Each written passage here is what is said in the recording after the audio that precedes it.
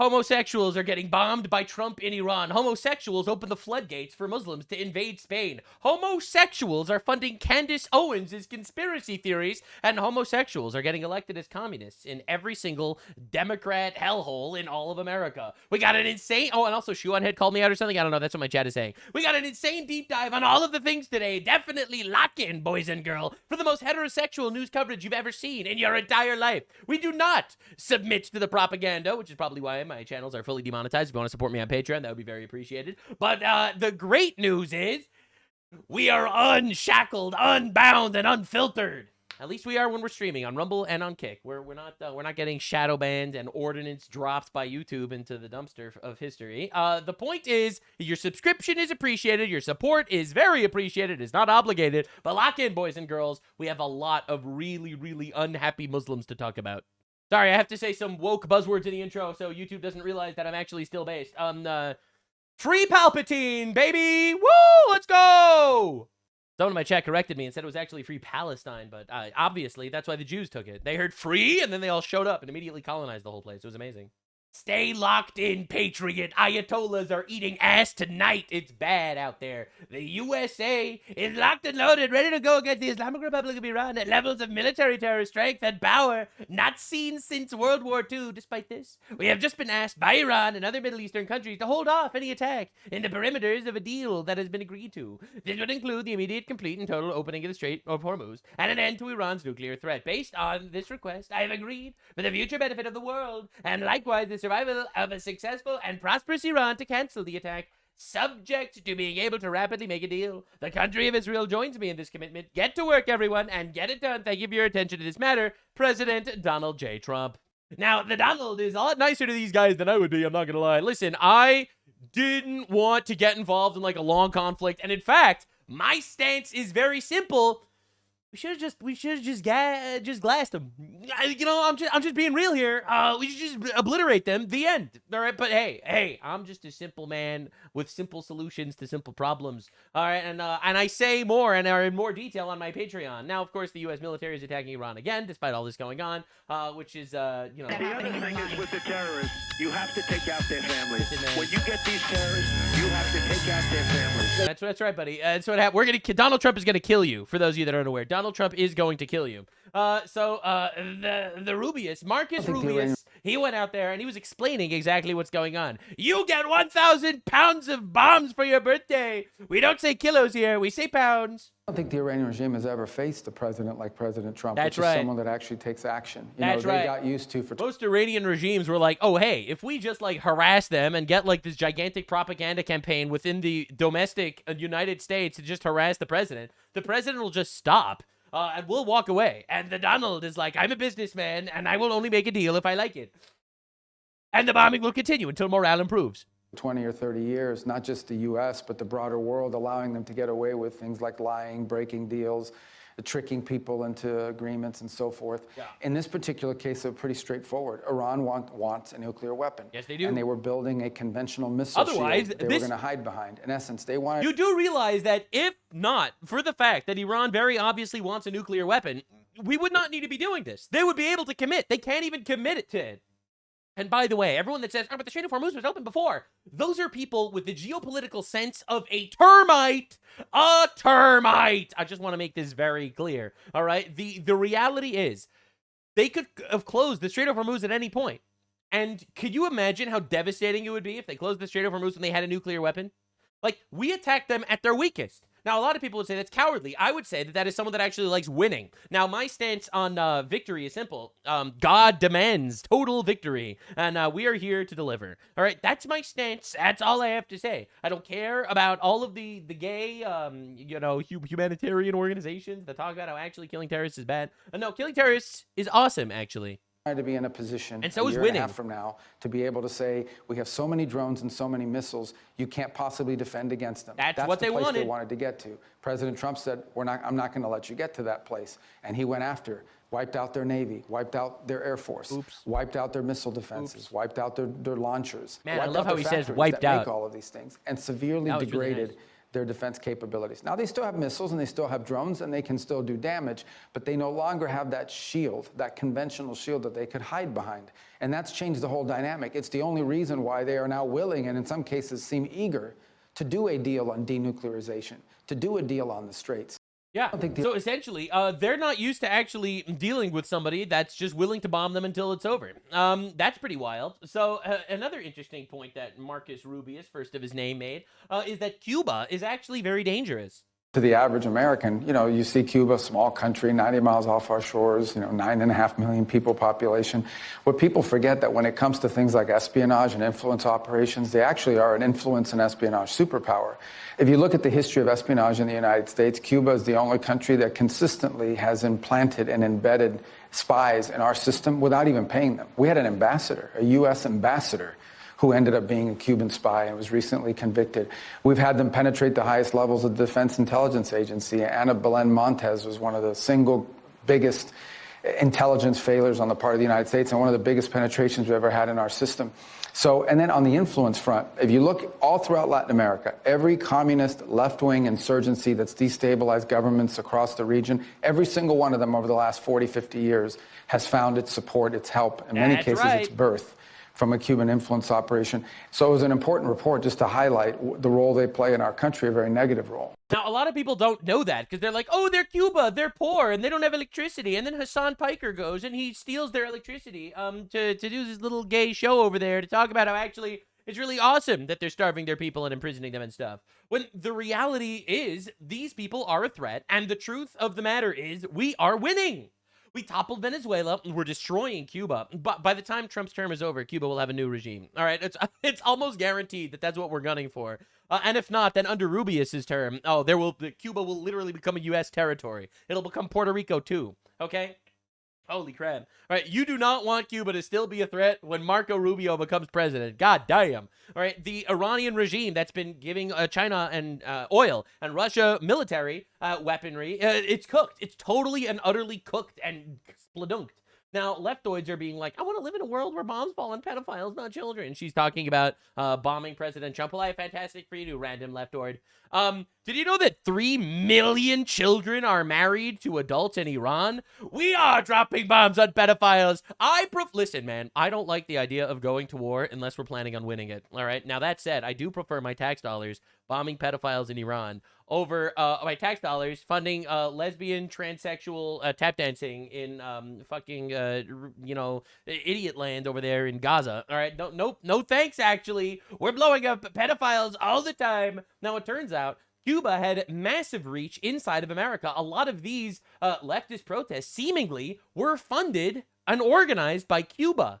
It's the same network of protesters around the country. They were the same people you saw on the streets burning things in 2020. They then flip it around and they become the pro-Hamas protesters, and they flip it around and within 48 hours of Maduro's arrest have pre-printed signs outside the courthouse demanding his release.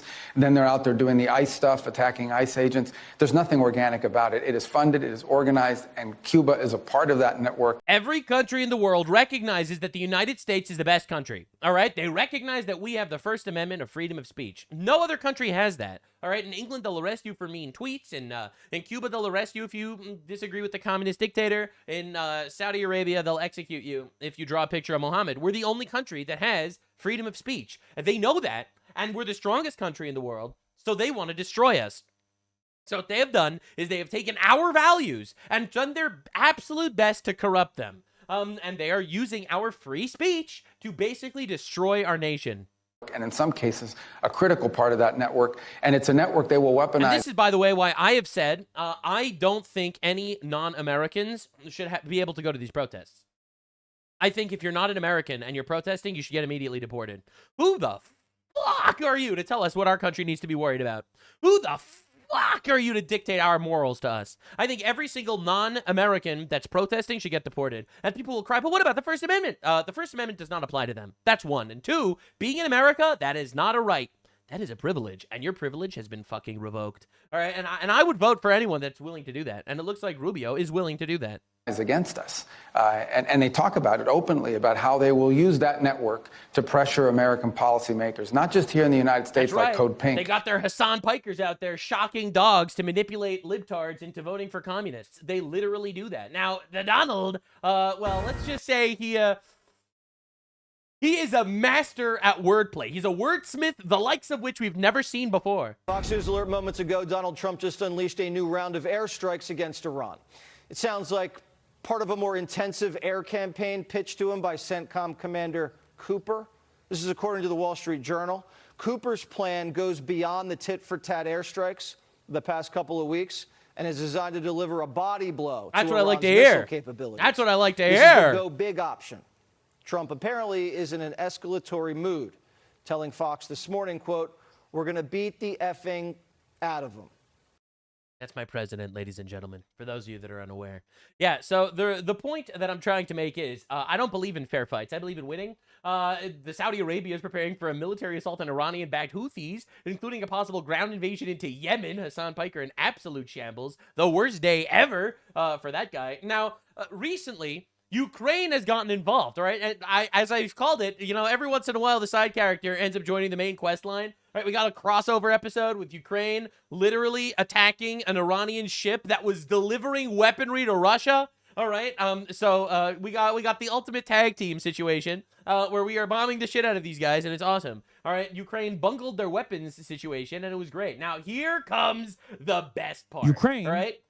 Hasan Piker, who's always been anti-Ukraine, by the way. This isn't news. In fact, Hasan Piker loves communist Russia. All right? This is the same Hasan You call Piker. Crimea? I call it a Crimea was a Ukrainian territory that was conquered by Russia. part of Russian territory, bitch. That's what I call Crimea. I call it Crimea River, a Russian river. Russia's historic access into the Black Sea, Crimea, that's like historically, fucking ethnically all Russian. Right, so he has always been pro-Russian Empire, right? He calls himself anti-imperial. He's not anti-imperial. He's just pro the enemy empire, just to understand. Now, Hasan Piker over here is finally getting to the story about how Ukraine shot an Iranian ship that was delivering weapons to Russia, and look at his coverage. Ukraine shot an Iranian commercial ship. It was not a commercial ship. It was literally funding their enemy in war. It was delivering weapons to their enemy, Hasan says in his new Nick Fuentes suit and haircut. Why is Ukraine doing this? Well, part of the reason why Because they were literally transporting weapons in that ship.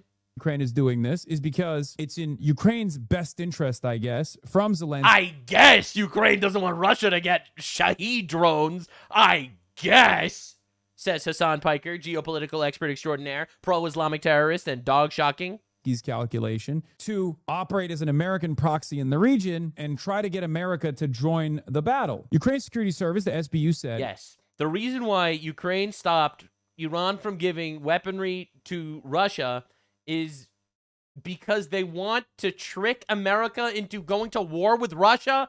Are you serious, man? that Ukrainian forces struck an Iranian vessel transporting military cargo between Iran and Russia in the Caspian Sea. Iran's foreign ministry said that the target was a commercial vessel and that the attack had killed one sailor and injured another. Mark Ames says Zelensky knows that Ukraine's only path to victory against Russia is direct NATO and U.S. involvement. Biden reportedly used to complain about how Zelensky was trying to suck the U.S. into Ukraine, joining the U.S.-Israel war on Iran as Ukraine's best shot at World War III. We are dealing with the biggest dumbass I think I've ever seen in my entire life. I have never witnessed a dumbass of this caliber. The only reason Ukraine could possibly be bombing this ship, you know, the ship that Iran is using to transport weapons to Russia, is because they want World War III. Yup. Tridapar says Ukraine is not trying to just enter the war with Iran. Rather, it appears it is trying to merge the Ukraine war with the Iran war. By the way, look who he's reading. He's reading Trita Parsi. Trita Parsi is an Iranian billionaire. This is a guy that's funding Tucker Carlson. Okay, this is the guy that he's reading right now for his information. An actual Islamic regime shill. Okay, and he's like, wow, I can't believe it. He's making so many good points. Wow. Do you think it'll work? I don't know. I have a policy. Yeah, anyway, he doesn't know. He doesn't know. Anyway, the funny thing is, Cenk Uygur immediately had an even worse take than his nephew. You see, Hasan Piker only abuses animals. Cenk Uygur wants to fuck them. And he comes out with an even worse take. officially with supporting the Ukrainians' war. He is done with supporting Ukrainians' war. Okay, all right, here we go. Lock in, boys and girls. Remember, the Ukraine war was like libtard nirvana. They loved that shit. They sent them $350 billion. They loved the Ukraine war. Right, but not anymore. Now they hate Ukraine. You know why? It's because Ukraine is on the other side of the Islamic terrorists. That's how it works, by the way. I hope you're paying attention. So it's been a long time now. I don't know. They seem like they've been at war for about 18 years now. So the reason I was in favor of it, because Russia attacked them. It was definitely Russian aggression. Yes, there were reasons and excuses, etc. Bottom line is, you attack someone like Israel attacks Lebanon. It's Israel's fault. Russia attacks. You do realize Israel attacked Lebanon because Lebanon, Hezbollah in Lebanon fired missiles at Israel first, right? Ukraine. It's the answer is yes. He knows that. He just lies. Russia's fault. So number two. We had promised the Ukrainians defense when we had them give up their nuclear weapons. Okay, but now we've supported you for about 87 years in a row in this war. There's a limit to how long we can go. Oh, now he doesn't want to fund the foreign war. What changed? What if the war goes for 2 centuries? Do we still owe you, right? So now. But what changed? What changed? He was so happy with funding Ukraine forever before now. What changed? The second issue is that Ukraine has now become basically Israel. Now, Ukraine is Israel too, ladies and gentlemen. Oh! Israel derangement syndrome actually broke this entire family.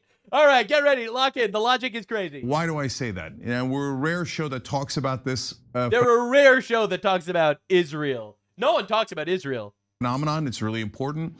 Remember, I'm ready. Russia was helping Iran and Syria. Yeah. Israel needed enemies, right? Russia distracted so they could topple Bashar al-Assad. Oh, wait, that happened. Are you ready?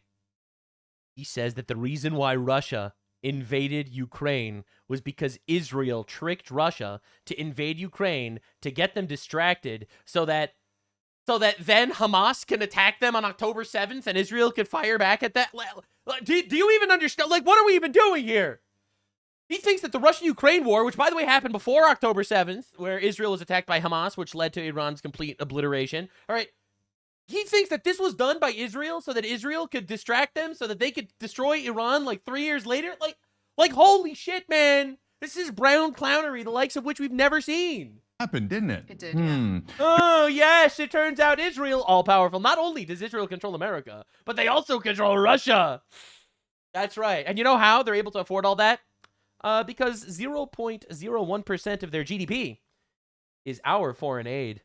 During the Ukraine-Russia war, and that Iran couldn't be helped when Iran was attacked. Oh, right, that also happened during the Ukraine-Russia war. How the fuck is this Israel's fault? That Russia are idiots and they started a war and they couldn't beat Ukraine.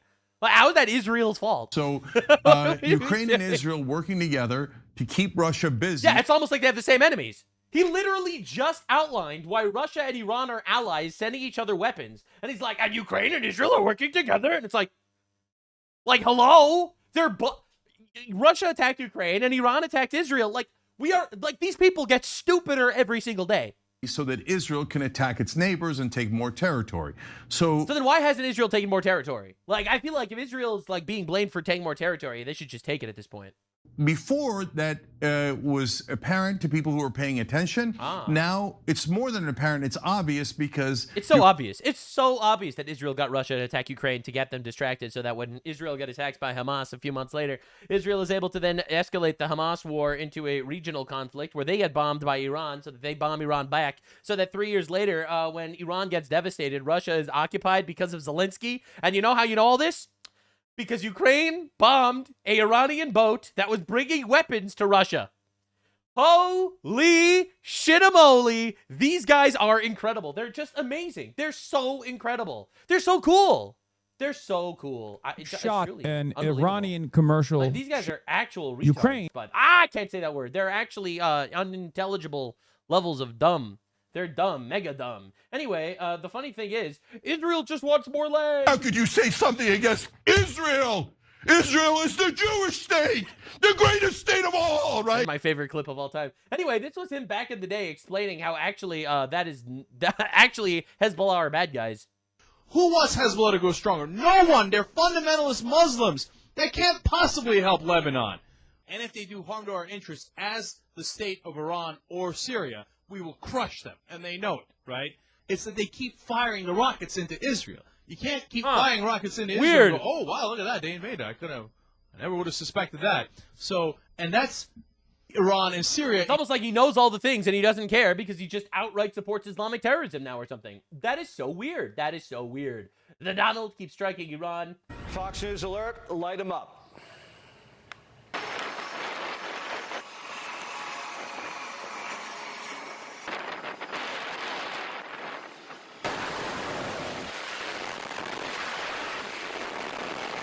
Trump unleashed hell on the mullahs after they tried and failed to pull a sneak attack at our base. CENTCOM blasted Iran's command centers, missiles, drones, and surveillance and defense sites. This could be the opening act because Trump was handed a 2-week plan of nonstop attacks by CENTCOM Commander Admiral Brad Cooper, who's been reportedly jockeying with Raising Cane for Trump's ear. Cane's usually a more cautious one. He's got to see the global picture, but Cooper wants to bring the heat in Iran. And Pistol Pete, all in. These wouldn't be tit-for-tat strikes. This is a full-on... Listen, man, I'm a simple man, and I think that killing terrorists is awesome, actually. I know. Now Trump is talking about how maybe he is going to negotiate them. Ultimately, we will see. We'll see what happens. I don't know what will happen. I hope we win. That's all I want. I want to win. I don't want to put boots on the ground. I don't want to prolong conflict. I don't want to install democracy. I want to win. I want to cripple the shit out of them. I want the Iranian people to get up and start fighting back. And I want them to take their country back. And I don't want to be part of that necessarily. We'll give you our air and sea support. You figure that shit out yourself. All right, that's my stance. And the Donald decides, because apparently he's not doing enough things, he posted this on Truth Social today. Hello, Greenland. We didn't forget about you. We didn't forget about you either. My guy, the Donald, has grand aspirations for a geopolitical future, and it looks like he's actually getting all the things that he wants. But I was desperately told by a leftist that he was losing this war, so I don't even know what to think at this point. The New York Times said so like, maybe they were right about everything. I cracked myself up. Now, Spain recently won the World Cup, and they were like, oh my God, our Africans are really good at football. We should let in another 1 million of them immediately. Well, breaking news. An emergency has been declared in the Spanish city of Ceuta after tens of thousands of illegal migrants break in from Morocco. Look at that. Look at that. Look at that. Look at these guys. They're just coming in, baby. You're just welcome. Everyone's welcome here, baby.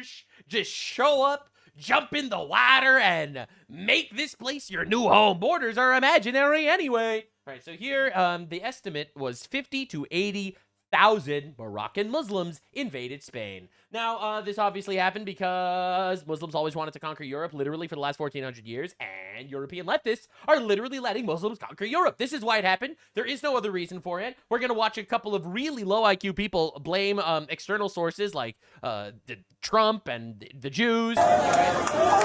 We're going to get to all of that. Don't you worry. Don't you worry. Now, I made an entire deep dive on my Patreon. I cannot say the things I say there on YouTube. I made an entire deep dive on my Patreon as to what I would do. I'm just saying, 3 men with machine guns would immediately make like 50,000 of them turn around and leave. Now, I get very graphic, and I have tons of sources, and I have to say, from a moral perspective, drone striking them as an invading force is something that we need to discuss, and we should discuss that, and that would be discussed on Patreon. Not here, because I'm fully demonetized on YouTube, but I don't want to get deplatformed completely. The Eye of Sauron is looking at me. So speaking of the orcs invading the Shires, we got to talk about this situation. It's probably the biggest situation going on right now. This is the Spanish border.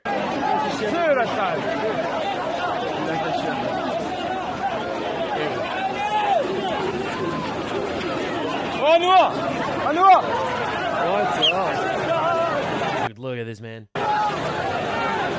This is absolute insanity.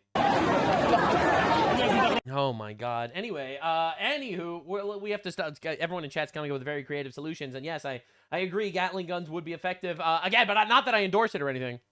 On YouTube, you should watch my Patreon video. But the point that I'm trying to say is, I see lots of people on the left are like, migrants. Tens of thousands of migrants are breaking in. Or even people on the right are talking about illegal migrants. These are not illegal migrants. I'm tired of making believe illegal migrants is a term. These are invaders. They are not illegal migrants. In fact, there is no such thing as illegal migrants. The term illegal migrant is commie gobbledygook. It is devised to trick you into thinking that this is a proper status. It's an invader. I don't even want to hear them called illegal immigrants anymore. They're not migrants at all. They didn't go to an embassy and get their visas and get that shit stamped and maybe it didn't pass. None of that happened. Okay, these are not migrants. They're not illegal migrants. They are invaders. They are foreign invaders, and not a single one of them is a woman or a child. 80,000 young military-aged men invaded your country, and they come from a culture which, again, statistically, 40% of them are inbred. But not that I'm not like speaking ill of the people or anything, but statistically, 40% of Morocco is inbred. I'm just saying. Morocco has become a lot shittier since 1948 when they, kicked out all the Jews. They were the ones keeping the IQ average, closer to 80. Anyway. The North African Muslim criminals broke into Spain from Morocco via Ceuta. Europe. Look at this. Look at that, dude. Holy crap.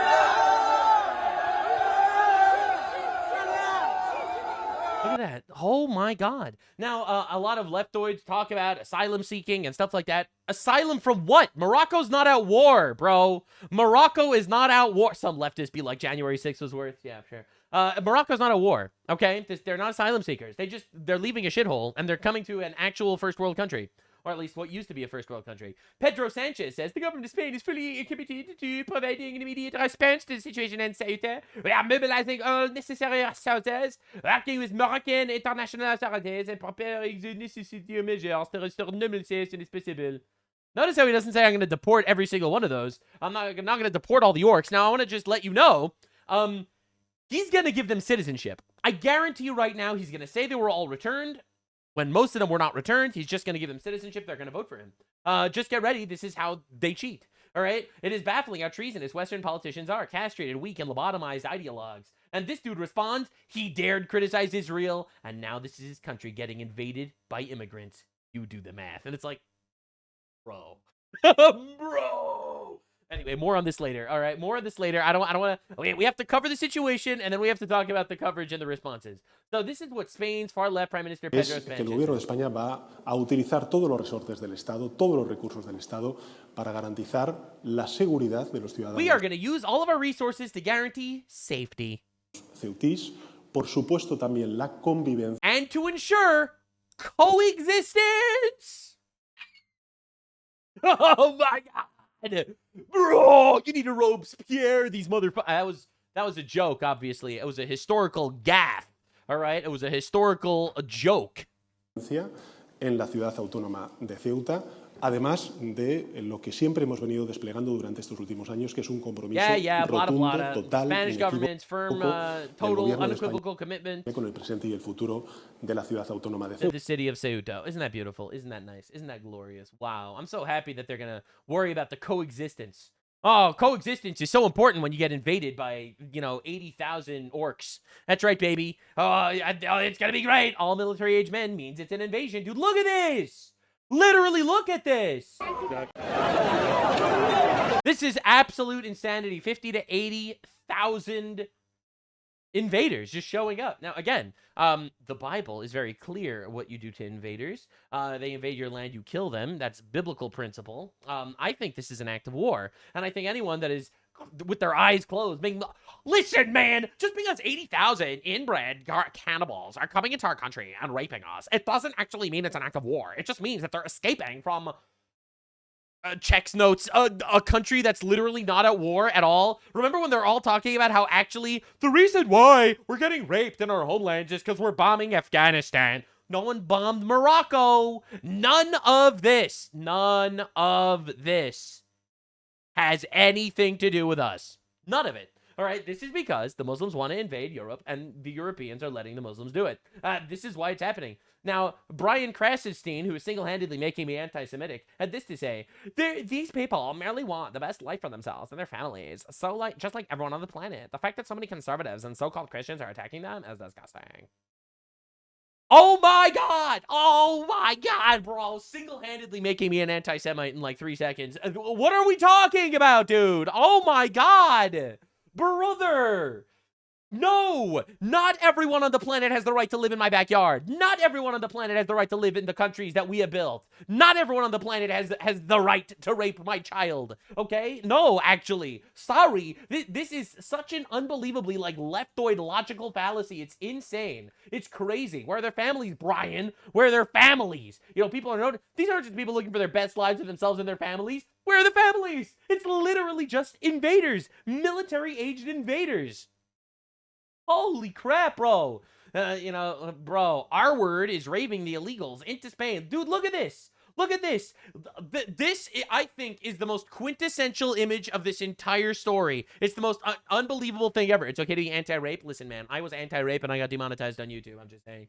Right? And here you have the liberal women waving them in. Yes! Yes! Please. Statistically, I will get raped. And that is a sacrifice I am willing to make. Yes! This is the death of the West in one image. Propagandized, absolute mind-raped idiots doing this shit to themselves and to everyone else. Look at this. Really wild video here. Chaos at the border of Spain's North African enclave in Morocco. This is a city called Ceuta. You're watching as thousands of migrants break through the fence and completely overwhelm the border police. Their video showing huge groups of people, mostly young military-age guys, cramming into inflatable tubes or arriving on shore in other ways, some of them wading in the water as they break through the gates to get to the other side. Sandra, this is reminiscent of kind of what we saw during the open border during the Biden administration. There it is. Through 2021, 2024, kind of similar to what we saw in Del Rio back in 2021. The socialist agenda, their platform literally says they want to abolish borders, abolish immigration enforcement, have complete freedom of movement. This is what it looks like in another country if they get what they want. Notice there is no resistance from the government whatsoever. These people are coming in without any obstruction. And if people don't know, Spain has a very left-wing government. Earlier this year, they did a big amnesty program for over 1 million illegal immigrants living in the country. They had I heard it was 500,000, but whatever. 1.3 million illegal immigrants apply for that amnesty program between April and June. So that's what we call a pull factor, Sandra. They're looking for something like that. They know if they can just get their foot in the country, maybe someday that left-wing government will do another amnesty program. And you were just reading then that amnesty program gives citizenship to 1 million of them. And guess who they vote for? The left, to give amnesty to their brothers. The wires, the locals want an emergency declaration. It sounds like the ministry's saying no. They will not deploy military to the border. They will not deploy the military, but what about the dignity? What about the dignity of the rapist invaders? What about their dignity? They've sacrificed their dignity when they crossed our border. All right, listen, I'm so tired of making believe this isn't an invasion. Oh, but we're in the year 2026. We don't treat this like an invasion. We're not barbarians. We're not like in the Middle Ages where we would have treated this like we're not like moral people that follow the word of God in the Bible that literally says to kill all of them or enslave them. All right, which would have been the Bible's prescription, by the way. They don't think this is an emergency. I mean, that's what God told the Israelites to do to the Amalekites, to kill them, to either kill or enslave the Canaanites, the Philistines. All right, bro. King David went. He killed the Philistines that were attacking them, and he brought back 300 foreskins. All right, to remind everyone what he will do to the enemy. Now, I don't want Moroccan foreskins personally, but I am just saying the idea that you can let invaders just come into your country is absolute insanity, and it's leftoid, perverted bullshit. Look at this. This is a total free-for-all. It does feel like we are looking at a few years ago when you were reporting at the border here in the United States. This is happening right now. This story is breaking right now. And you're not just talking about hundreds, thousands of migrants are pouring over the borders as we speak. Yeah, and again, I mean, just look here. Do you see any women or children? I mean, most people would call these folks so-called asylum seekers. These are all young guys just flooding into the country. Again, every single one of these people will use words. It's the commie gobbledygook. Asylum seekers. What are they asylum from? From Morocco, which is a shithole because they made it a shithole because these people never created anything. Like, beautiful in their life? Like, asylum from what? Morocco's not at war. They're not getting bombed. All right? Oh, they're migrants. They're not migrants. Migrants are people that go through an embassy. And overwhelming what, if any, border there is. It looks like there's just kind of a small barbed wire fence or something like that. It looks like that wasn't enough. Anyway, it gets even worse. Spanish National Police unions estimate 12,000 crossing per hour, with up to 80,000 already across. Oh my God, this is insanity, complete insanity. Ceuta population is 83,000. 80,000 foreign men swamped the city in one day, doubling their population overnight. Could you imagine this happening to you? Could you even imagine this? Now, the crazy thing is, by the way, all right, these quote-unquote Moroccans, they're Arabs, okay? They're from Medina. They're Muslims from Medina that colonized Morocco under the what's it called? The Ottoman Empire, okay? They're not native Moroccans. Like, bro, it is insane that we need to play this game where, well, every Western nation is a colonizer, but the Arabs that colonized, half the planet, those guys, those are indigenous to all those places. All right, the Muslims that invaded Palestine, all right, those guys are indigenous, not, the people that were there before, obviously. Notice how the only people that aren't allowed to have a homeland are white people. I don't know if you're aware with modern society or modern doctrine, but if you are white, then you have no homeland. Then you're on stolen land. If you are not white, then they could just take your land, and your land actually should belong to them. I just hope you're aware. The Moroccan police emptying entire trucks loaded with military-aged men on the border. What? Muslims invading Europe? I can't believe this has never happened before.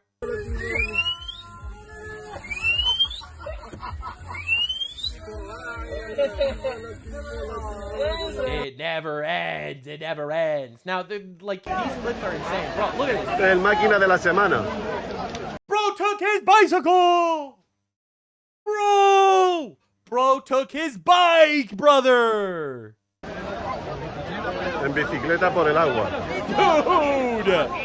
He is coming and he is ready. He's here to stay. They're never getting him out.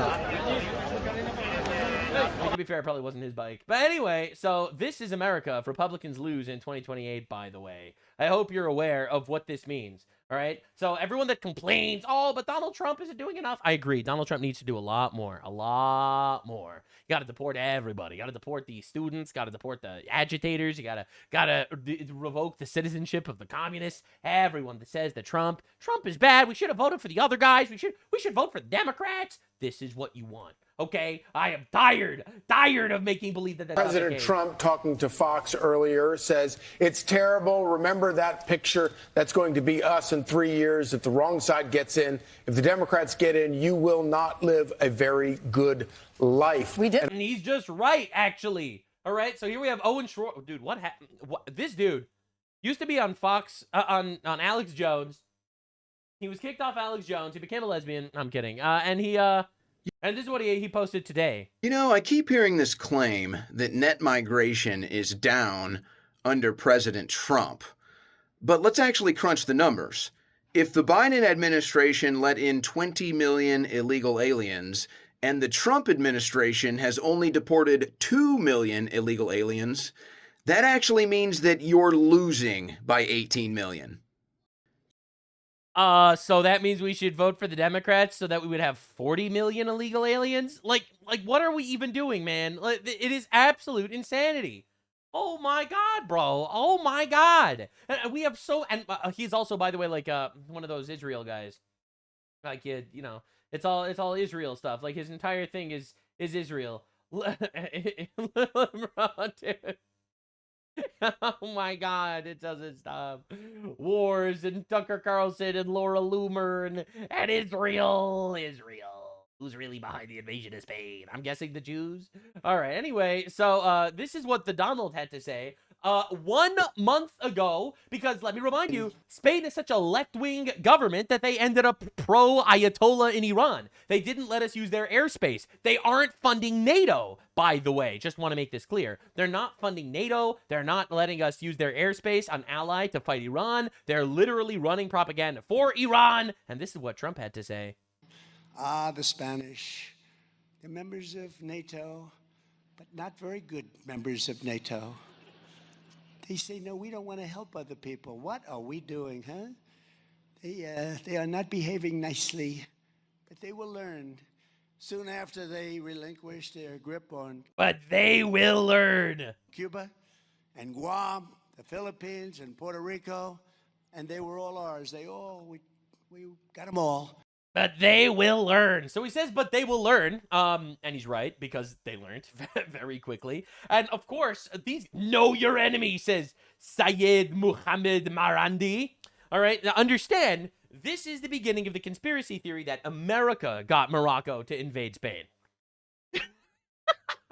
He's saying they will learn because they're leftoid, suicidal leftist governments that literally kill themselves and ally up with Islamic extremists. That's what he means by they will learn. Not they will learn and I will airdrop 1 million Muhammads into your country. Right? That's obviously not what that means. That's one. And two, here's the even funnier part. What's bad here? Muslims invading your country is a bad thing, says Sayed Mohammed Marandi. All right. Mohammed Hijab says, Ceuta is Spanish. We've held it for 500 years. By that logic, Granada belongs to Al-Andalus, held for 780. Duration cuts both ways, or neither. So here we have Muslims on one end being like, actually, we should be conquering areas of Spain. We should be giving it to Morocco. And then on the other hand, they're saying it was the Jews that were tricking the Moroccans to invade Spain. Isn't that cool? All right, so Sneako's crashing out. No, I was rage baiting. What are we talking about? Well, we are talking about the greatest tweet ever. All these people invade America, invade Spain, and Sneako says the rest of Europe next, inshallah. An enemy of Western civilization, by the way. This man is a civilizational enemy. Drew Pavlo says Sneako needs to be deported, and Elon Musk responds, he will be.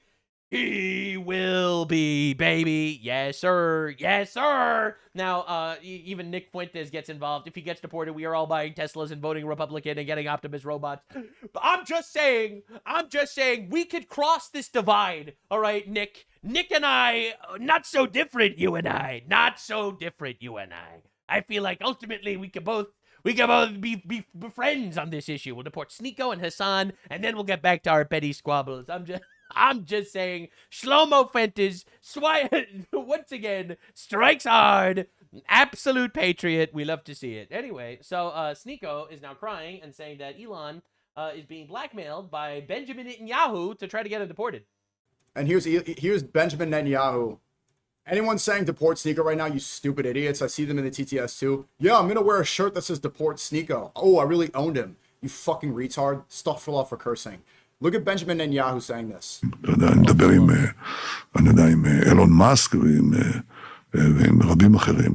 Netanyahu talks to Elon Musk all the time. Oh my God. Elon Musk is the one who started deport Sneako. Oh my God, there's a clip of Benjamin Netanyahu mentioning Elon Musk. It must be a gigantic Mossad strategy where Benjamin Netanyahu is blackmailing Elon Musk to deport this guy who hates our civilization. I can't believe it.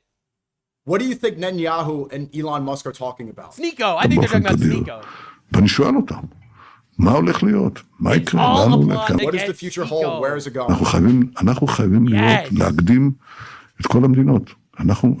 אנחנו קיימים פה בגלל שאנחנו חזקים. אז אני רוצה שנהיה חזקים בכוח, אבל חזקים גם ברוח. And here's he thinks that this is some sort of evidence. He's like, oh my God, he literally said we exist because we're strong. Oh my God. Benjamin Netanyahu, you would save Israel's PR if you would use your blackmail to get Sneako deported. I'm just saying, if Netanyahu actually gets Sneako deported, then Israel really is our greatest ally. I'm just saying. If he gets Sneako deported, Israel is our greatest ally. It's worth every penny we get. I'm kidding. I'm joking. I don't want to give anyone our money. I'm way too Jewish to give money to the Jews. Anyway, so bro thinks Benjamin Netanyahu is trying to get Elon Musk to deport him. It's truly incredible. Meanwhile, there are clashes on the streets now. All right, these migrants, invaders, are literally attacking people, natives, in the street. Pretty incredible stuff. You'll love to see it. I thought that they would coexist, guys. Now, the Spain-Morocco border is on fire also. Right, by the way, this is Islamic invasion. All right, this is like, it's time for a crusade, man. What are we doing here? Like, come on, dude. Like, everyone talks about Israel and stuff. I wish Western nations had Israel's border policies. You know, 80,000 Muslims invade your country.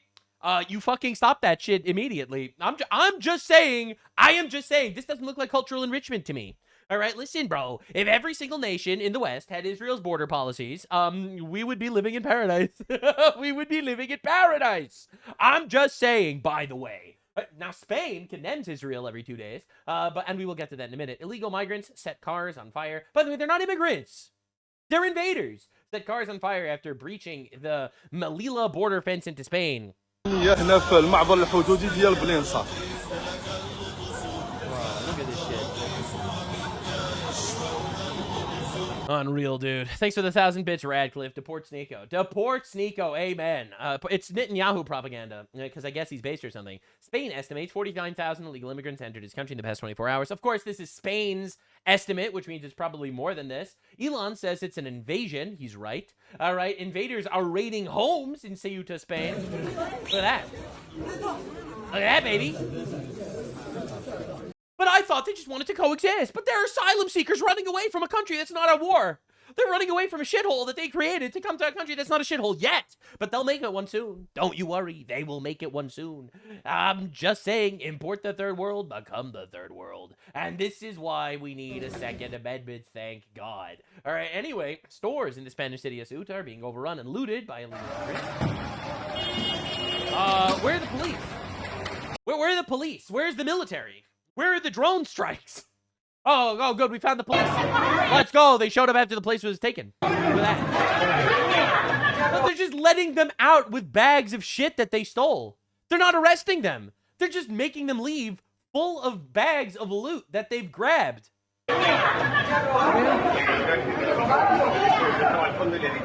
You see this? He stopped the guy and he just let him go. Look at that shit, dude. This is the left, by the way. This is the left. Infinite bullshit jutsu. It's crazy.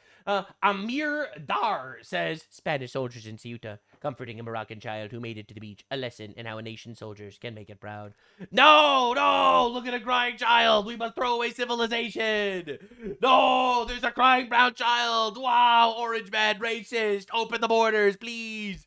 Please, he's brown and crying, please. Anyway, the Embassy of Spain released this statement. Almost everyone who entered Ceuta yesterday has now returned to Morocco. Wow. They deported 50,000 people in a day. Holy shit! I can't wait until the leftists start freaking out about how immoral it is. They deported 50,000 people in one day. Psych! They lied. This is Ceuta last night after they stated that everyone was returned to Morocco. Really, everyone? Everyone was returned to Morocco, eh? I'm sorry. I noticed a spot of land over here that is not covered by an African. Could we do something about this, please? Look at that. Oh, there's another spot over there that doesn't have an African on it. Unbelievable. Unbelievable. No, by the way, notice how everyone's like mad about when Muslims are invading Spain. Not that anyone cares about Muslims invading America. Or Israel for that matter. But when they enter Spain, obviously that's bad. Now, the Jews are some of the dumbest PR people in the history of the world. All right, we're going to make fun of a couple of Jews right now. All right. So this guy, Hanukkah over here on Twitter, has been going very viral. All right. Now, for those of you that need some context, for those of you that need and require a little bit of context, Spain condemns Israel when Israel defends its borders. They condemn Israel when Israel kills Islamic terrorists, and they literally run defense for the Islamic regime in Iran. Now, they call for, Palestine to get its own land and to give Israel land to Palestine, stuff like that. They are sitting there condemning Israel every 2 days. And let's just say the Israelis are colossal morons, but also a little hilarious at the same time when it comes to covering this entire situation. The state of Israel calls on Spain to exercise restraint, protect the rights of the refugees, and ensure that the military does not use violence against innocent civilians. And it's like, yeah, this is pretty funny. But at the same time, this is the dumbest fucking thing I've ever seen in my entire life. Obviously, the state of Israel did not call on Spain to do this, obviously, because this is dumb as shit. All right, now, the funny thing is, he keeps going. The state of Israel calls for an end to the Spanish occupation of Ceuta, right? Obviously, a reference to how Spain calls for an end of the Israeli occupation of Palpatine, right? So, again, state of Israel never made this statement. He did a sarcasm, by the way. All right, it's time for the two-state solution with Madrid as their capital. Look at that. Look at that, ladies and gentlemen. We are so close to a liberated Morocco. It's so good. Palpatine loves democracy, or something like that. And the Jews did a little bit of trolling. 2 states for 2 nations living side by side. And listen, man, I get the meme, but this shit is dumb as fuck. It is unreal. You have to be better than the idiots that are trying to get your country given away to absolute imbeciles. All right? Bro! Meanwhile, 3 weeks ago, Spain held up a sign like this in a gigantic rally saying, destroy Israel. All right? Now, no podemos llamar a la policía ni a la guardia. Terrified Ceuta woman pleads for troops. Civil porque no dan abasto. They're overwhelmed. We need urgent help. Help us. Help us. You do realize that the thing that you're crying about right now is exactly what you want to destroy Israel for. And the Jews, they noticed that, and they were making a lot of very funny memes. Two-state solution. Now, this guy says, oh my God, Benjamin Netanyahu's son is calling for Arabs to conquer Spain? Oh, in 2019? The Jews must be behind this. This was Benjamin Netanyahu's son calling for Arabs to invade Spain in 2019. Islam is the broom of Judaism. Yes, the left-wing government lets Muslims into the country, and it's the Jews' fault. Can we just, talk about this for just a second?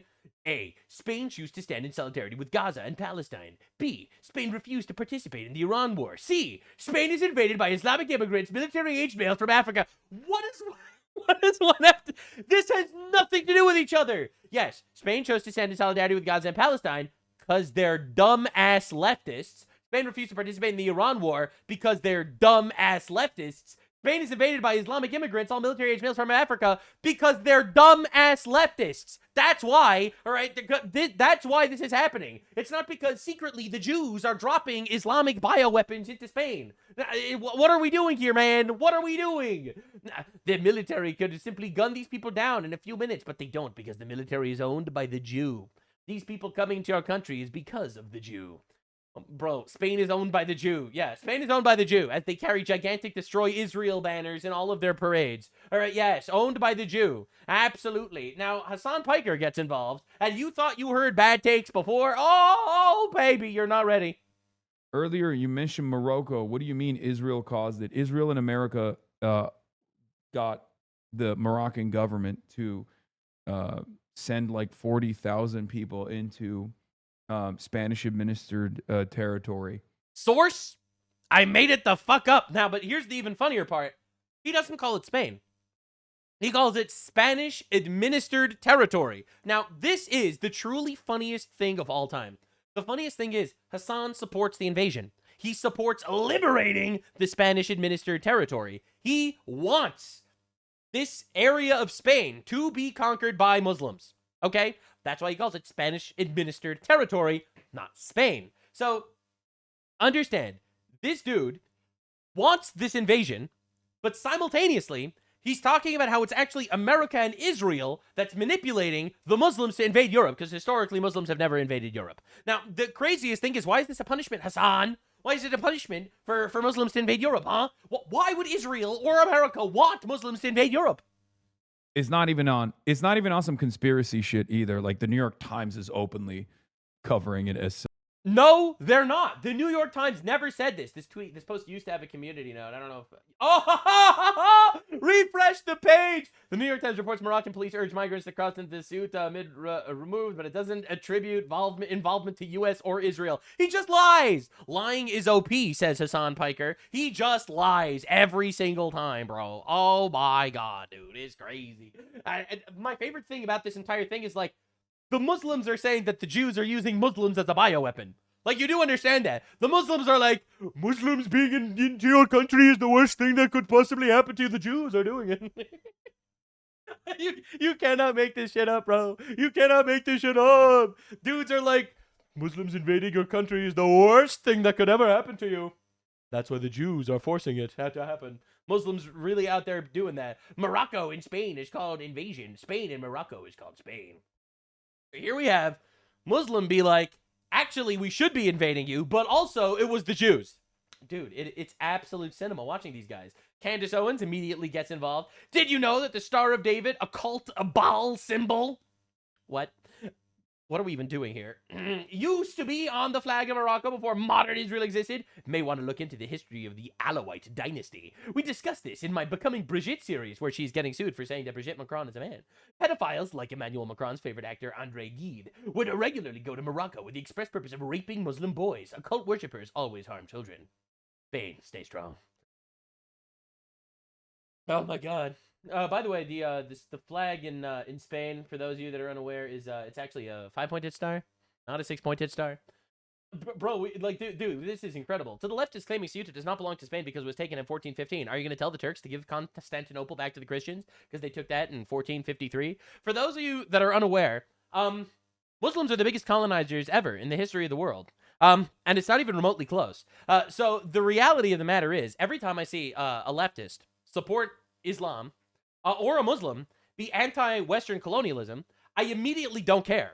Also, colonialism is kind of awesome, actually, and I'm really tired of making believe that it's not.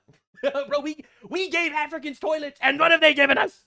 Rape? No, I'm kidding. That was a joke. Anyway, so Susan Abulhawa had this to say. This is completely engineered by the U.S., Israel, and Morocco. This is how Sanchez and Spain at large are punished for challenging Israel. Bro, what is the punishment? What's the punishment, man? Huh? What's the punishment? Muslims entering your country? Man, you make a good point. You make a good point, Susan Abulhawa. Fair enough. Now, Anna Kasparian says people are waking up that it's Israel. Right? I was fairly reasonable towards Israel, but this Morocco thing makes it clear that Israel has become an enemy of the West. Leftist policy that opens their borders and Muslims taking advantage of the open borders like they have been for like the last 50 years. That is Israel. And Anna Kasparian is saying people are waking up. What's the punishment here? That Muslims are invading Western countries? Bro, Cenk Uygur, was it the Israeli government behind the migrant surge? And then you got like moderate lefties being like, is Cenk actually pushing the great replacement theory? We have shattered the Overton window so much. We got radical leftists talking about the great replacement of white people. It's insane. It's crazy world. Because at least they can hate the Jews. At least they hate the Jews. So, you know, that's okay. Mehdi Hasan says the fake invasion is Spain. Yes, it's a fake invasion when 80,000 people overrun the populace of a foreign nation. Obviously, that's fake, by the way. All right, half of the Islamists on X are celebrating the invasion of Spain and calling for all of Europe to be taken. The other half are saying the Jews are behind it. Bro, it is truly wild to watch.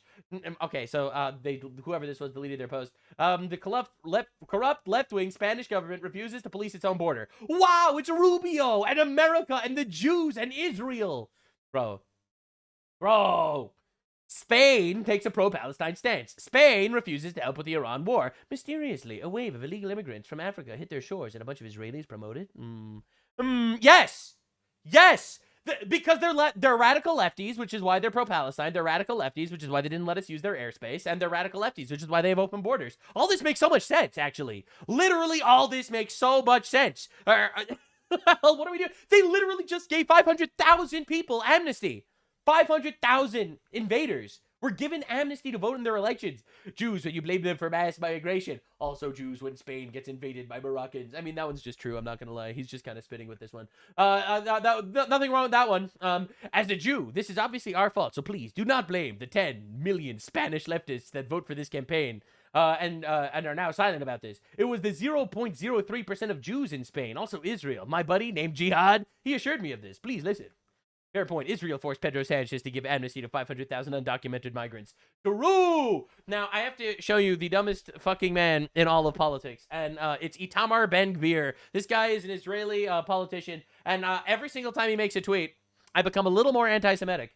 All right, my congratulations to the president, government of Spain, Pedro Sanchez, for his profound commitment to welcoming immigration and human diversity. As someone who demonstrates great concern for Hamas and the residents of Gaza, I call on you to translate words into actions, open the doors of Spain, and grant refuge to the residents of Gaza who seek to immigrate. This is an excellent opportunity to contribute a little more to Spain's human diversity. And it's like, bro, like, I get the joke. I get the joke, bro, but holy shit. Oh my God, bro. Oh my God, bro. It's diabolical. Truly diabolical. Truly diabolical. Anyway, so here we got Muslims posting this. It's so funny how Muslims post stuff like this and openly admit they view themselves as a Jewish bioweapon. Truly, truly incredible stuff. Jews be like, oh, Muslims be like, well, yeah, I am actually just controlled by the Jews. I don't have agency. It was the Jews. Oh my God. There is no war in Morocco. Last time I checked. Why are they asylum seekers? Why are we calling them refugees? Now, interestingly enough, even Nick Fuentes calls out the Pope, and he's a Catholic. Now, again, one of my biggest quandaries with Catholicism is the fact that the Pope is considered some sort of divine authority. Because I don't know, man. Sent $20. Francisco Franco, if you can hear me, please save Spain from the Islamic invasion. Seriously. And unfortunately, the Pope is going to sit around and say, well, you know, we need to be humanitarian with these people. Really? What is their obligation? What is anyone's obligation? I'm just saying. I am following with concern the alarming situation in Ceuta, praying to God that through the intercession of Our Lady in Africa, solutions may be found to bring peace. That is the most nothing burger statement I've ever seen in my entire life. How about this one? Pope Leo issued a statement on Ceuta. De la intercesión de nuestro Señor de África, que se puedan encontrar soluciones be found that bring peace and stability y de justicia. And justice. Continuiamo a pregare per la pace, perché nel mondo c'è... That wars may cease throughout the world. Bro, what are we doing? What are we doing, bro? What are we doing? No words of comfort for the Europeans who are seeing their homes invaded and stores looted and children raped. No, nothing to say about that. That's weird. That's pretty weird how that happened. I don't know how that happened. Weird. It's pretty weird. Random issue, and then the internet decides to cram Israel into it. And here we got Shlomo Fuentes, Mossad's deepest operative into the American zeitgeist. That tweet, and it just goes to show there's just not even a thought process there. It's like, okay, so now what? We did the failed campaign for Congress. You know, okay, we got it. Yeah, Israel's a problem. Now what? So now what? What's the solution? Okay, we all got it. Something's going on with Jews. Something's going on with Israel. Okay, now what? Can you tell me anything more than this? Are we just going to go, hey, Gluck, are all the pornographers Jewish? See? Oh, the Hollywood... Man, it's rough out here. It's rough out here being an anti-Semite these days because you are dealing with the lowest IQ anti-Semite slop of all time. It is truly sad. It is truly diabolical. No, the Pope never referenced the 250,000 British girls that were raped. Nope, for some reason. Now, the funny thing is that I have noticed is the fact that these people are all mentally stunted morons, and this is obviously a leftist issue. This is not a Jews, Israel, Trump issue. This is obviously leftists being leftists. And the funny thing is, so many people are falling for it because they're just dumbasses or something. Now, on the one hand, I would like to say that, listen, man, this divine intervention, Spain was obviously shit. They backstab NATO. They hate America. They support the Islamic regime in Iran. All right, they literally back every bad cause on the planet. It's divine punishment that this happens to them. But I would argue that the reason sins cause divine punishment to happen to you, and that is the actual outcome of the sin. All right? If you actually follow the word of God and his commandments, it will give you a better life. That's right. If you follow God's commandment to get married and have a family and have children and work for a living, you are living the best lifestyle. And if you disobey God's commandments, and if you sin, it inherently leads to death, destruction, and depravity. It inherently leads to the bad lifestyle. So yeah, yes, Spain takes the pro-Palestine stance and refuses to help with the Iran war, and mysteriously a bunch of illegal immigrants from Africa hit their shores and a bunch of Israelis promote it. Yep. Actually, yeah. Turns out they're immoral psychopath pieces of shit supporting terrorists over here, and they're immoral psychopath pieces of shit supporting terrorists over here, and all of a sudden they'll terrorize their own people. It seems like leftism is just anti-God cancer, and it needs to be destroyed. And there's for no reason, I'm demonetized on YouTube, and I can't possibly figure out why. If you want an even deeper dive on the whole Spain invasion situation and my actual moral philosophy regarding all of that, you should watch my video on Patreon. All right, it is there because I say things that cannot be shared on YouTube, and your support there means the world to me. I upload like 4 videos a week, 3 to 4 videos a week on Patreon. So if you want to go there, that'd be awesome. But oh my God, there is so much slopaganda that we need to be destroying on a daily basis out here. So I'm gonna keep making YouTube videos for free. The cardinal Jewish sin, working for free.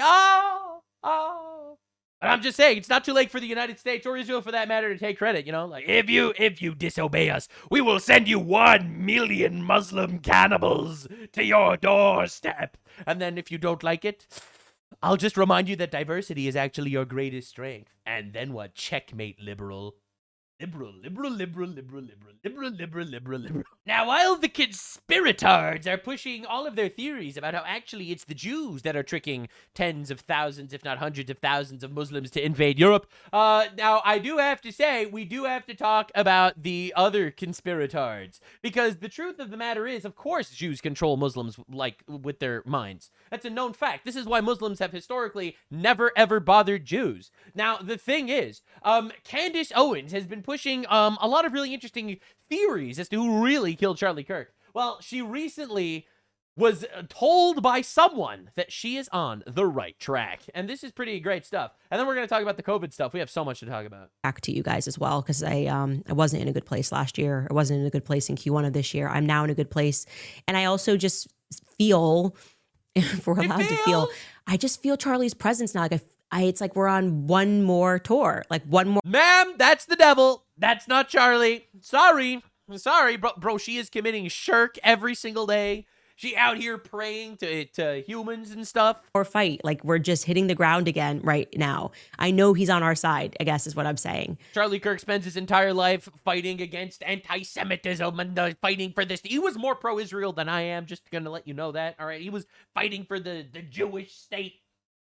Dies, Candace Owens shows up, destroys his wife, destroys his company, basically perverts everything he says. Actually, all the things that he said was wrong. Now she's friends with a demon who is wearing a skin suit. And that energy of Charlie was just so big and so bright that we're very lucky that we have him on our side. I wouldn't want to be up against him, that's for sure. So he's dead, actually. Yeah, they couldn't cage him.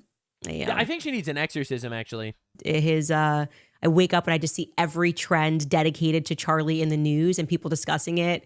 And I just laugh at the idiot fools who thought they were just going to end the Charlie Kirk story at a memorial convention, which was effectively thrown like it was a concert. And now those people who were so happy. He is so happy that we're still talking about how a really good, innocent man was murdered in front of his family. She's so happy that people are still talking about it. So happy at the memorial event. Because, hey, you wanted his legacy to actually make all the things that he worked hard for be great. Like, you know, he fought for Israel. He fought for Turning Point USA. All right, well, she's against all that stuff.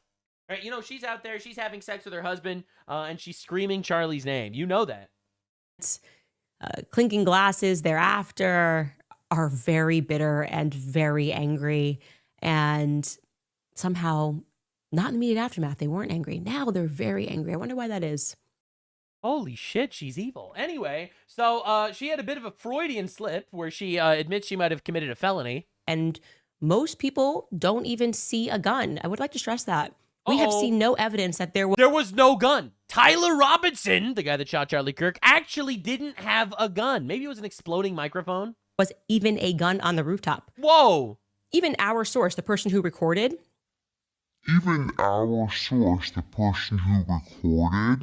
Who is your source that recorded, Candace? She did an oopsie poopsie. In that recording. He doesn't. In that recording. Oh, it changes it up a little bit. Say or show a gun. What did he mean by that? That's really awkward. Our source, the person who recorded. Interesting. So you're saying that security footage of Tyler Robinson that you released is a screen recording of security footage, which is a felony under Utah state law? Again, I'm just saying that's pretty weird. Also, you know she has 7 minutes of footage that she never released. This is a known thing that everyone's talking about that she never wanted to say. Well, Candace Owens is having a really, really bad day. You see, Candace is saying, finally, the people are on her side. This is a comment that got 300 likes on her YouTube video saying, I am a surgeon. Based on the medical examiner's report, the trajectory from the roof is not possible. Charlie was hit in the low neck. The medical examiner's report said the cervical spine was dramatically gone and the L side of the C2, C7 was obliterated. To have the effect on the C2, it would have to have been an upward trajectory from the point of entry on the neck. I heard a podcaster, Project Constitution, say that Charlie was wearing a road transmitter in his L waist. Interesting. If this had a shaped chart, the trajectory would make sense for entering the low neck and hitting the spine. Well, the good news is there's another doctor, Wild Geese, who said, I am retired from medicine cardiology. I paused Candace's show to read the report, and I was shocked. The trauma to the carotid and jugular veins makes sense. The cervical spine and spinal cord, I'm okay with. But the injury to the heart and lungs, no. That sort of injury is either from a blunt force trauma, like a terrible head or car crash, or a crushing accident and industrial machinery. Or, I didn't think of this possibility until half an hour ago, an explosion that went off like a microphone. Wow. So we got two dumbass doctors in her comment section that are fighting on her behalf. All right, interesting comments regarding the medical examiner's report. Wow, interesting. You know what's even more interesting? What if those doctors were both Andrew Wilson's fake profiles writing ChatGPT slop?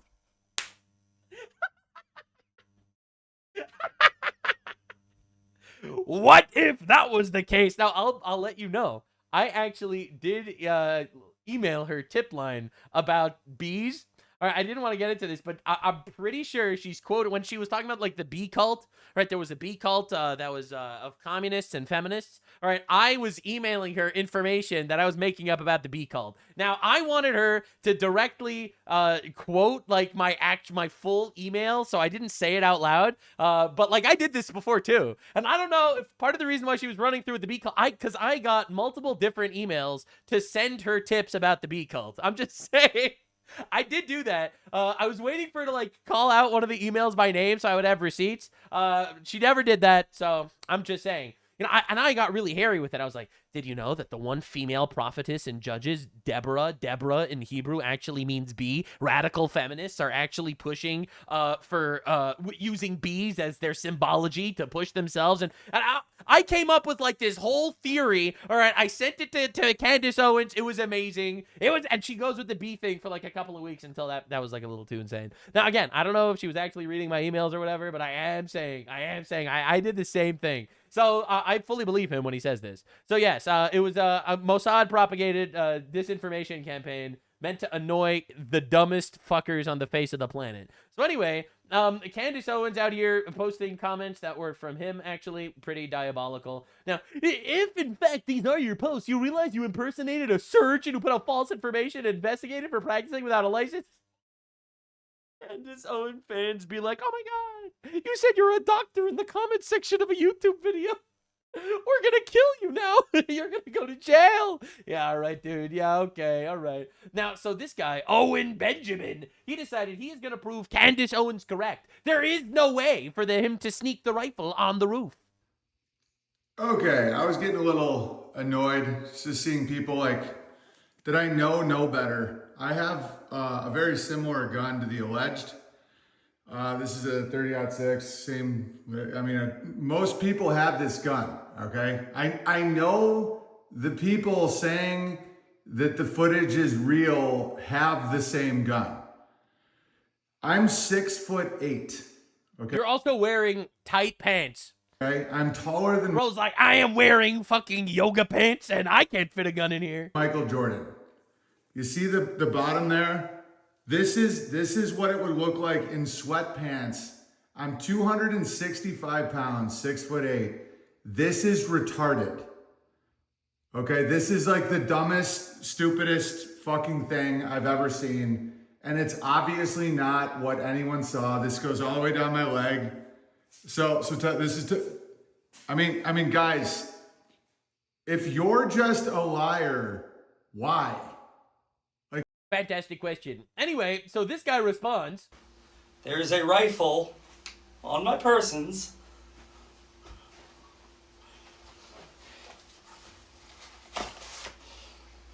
And this dude, he's not skinny either. I'm just saying. Bro's not like, you know, to put it back together, you literally just do this. And then this. And then screw. Takes about 20 seconds. Yeah, so anyway, it's not looking good for the conspiratards. I'm just saying. So Stu Peters, guy who recently got humiliated in a debate with Andrew Wilson, said, I knew the wardrobe looked familiar. So this is Tyler Robinson on the roof, the guy that assassinated Charlie Kirk, allegedly. And this is Erica Kirk wearing a black hat. Interesting. Wow. So mystery solved. Mystery solved. We figured it out, actually. Pretty good stuff. Now, Stu Peters, for those of you unaware, I covered it briefly. Stu Peters, this is my favorite Stu Peters tweet of all time. Again, I've told you, I feel so bad for the anti-Semite movement because it's just completely overrun with, like, the dumbest people on the fucking planet. This full moon is out in the middle of the day. That's not supposed to happen. Like, bro. This dude figured out the Jew cabal that's controlling. It's truly incredible, man. Bro's name is literally stupider. It's like, you can't make this shit. It's truly insane. The Jews didn't turn the moon off this morning. The Jews didn't turn off the moon. Anyway, so there's this old conspiracy that actually was proven correct. A new poll finds 40% of respondents believe a baseless conspiracy theory that the coronavirus is created in a lab in China. This was posted in 2020. Anyway, it has just been confirmed by the White House that COVID was actually created in a lab in China. All right, turns out the conspiracy theories were actually completely correct. All right, pretty wild stuff. Can we get an update on this, sir? Can we get an update? NPR making fun of the crazy conspiracy theories. Can we please get an update? Well, anyway, the Tulsi Gabbard made an entire massive video. It's got 250,000 views, 4 million views, 250,000 likes. All right. Dr. Fauci, as head of the National Institute of Allergy and Infectious Diseases, provided millions in U.S. taxpayer dollars to fund dangerous gain-of-function research on bat coronaviruses at the Wuhan Institute of Virology. Look, I personally don't like the idea of funding wars around the world, but I do think blowing up terrorists and pedophiles in the Middle East is better than giving money to Fauci to literally start a pandemic torture America. Listen, that's just my hot take. Anywho, turns out he was lying about all the things. All that was insane. He was lying about all the things, turns out. Tucker Carlson immediately jumps on it. Megalomaniac, COVID and the banality of evil. Some people assume Tony Fauci was either a brilliant scientist or an evil mastermind, or maybe both. His diary reveals he's just a vain teenage girl pining for cable news. Can you imagine if Fauci would have been Jewish? Holy crap. Tucker Carlson would have been in heaven, but he had to be an Italian Catholic. This is so sad. Truly 9/11 for conspiracy theorists. Anywho, so Tucker Carlson makes a 2 hour long video. 2 hour long video, finally breaking it all down. Breaking down the entire thing. All right, so he's breaking down how it was a conspiracy theory and he knew about it all along, except he didn't know about it all along. But one last thing I wanted to get into, which is really funny. Does anybody remember? And please, if you... Again, I told you this is my favorite community. It's watching all like the Jews did it community. They're my favorite guys, by the way. Remember this. Find the clip for me. I love watching these guys. Send it to me on Twitter. So I today saw Tucker Carlson's show about this.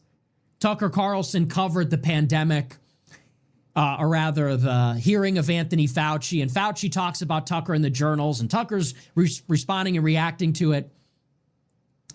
See, this is one of the benefits of having been around the block for as long as I have. Some of you guys are new here. Some of you guys say, I started watching when you started hanging out with Kanye, or I started watching your show after the Piers Morgan interview. I started watching after the Tucker interview. Well, I've been doing this show for 10 years, in case you haven't noticed. All right, what happened? I was doing the show in March 2020 when the pandemic started. And what I seem to recall from March 2020 is that when the pandemic arrived in the United States and we started to see a lot of cases in the U.S., and Trump was facing a decision about whether to lock down the country as they had already done in China, I seem to recall Tucker Carlson relaying a story about how he got in his car and drove all the way to Mar-a-Lago. And he drove to Mar-a-Lago on a mission. Very dramatic. Tucker got in his car and drove all the way to Mar-a-Lago to make a personal appeal to the president to lock down the economy. Anybody remember this? Yeah, I do actually. Some people actually, now that you mention it, I do remember this actually. Carlson says he felt obligation to meet with Trump on the virus. Oh no, oh no. New York, Fox News Channel, Tucker Carlson says he felt a moral obligation to meet with President Trump and warn him personally about the seriousness of the coronavirus pandemic. Interesting. Shlomo Fuentes takes down the anti-Semites once again. No one saw this one coming. Interesting how that happens. Wow. I didn't expect that at all. So Tucker Carlson, who's now gloating that I was right all along. 2-hour-long video. I was right. Fauci was evil. I saw it all coming.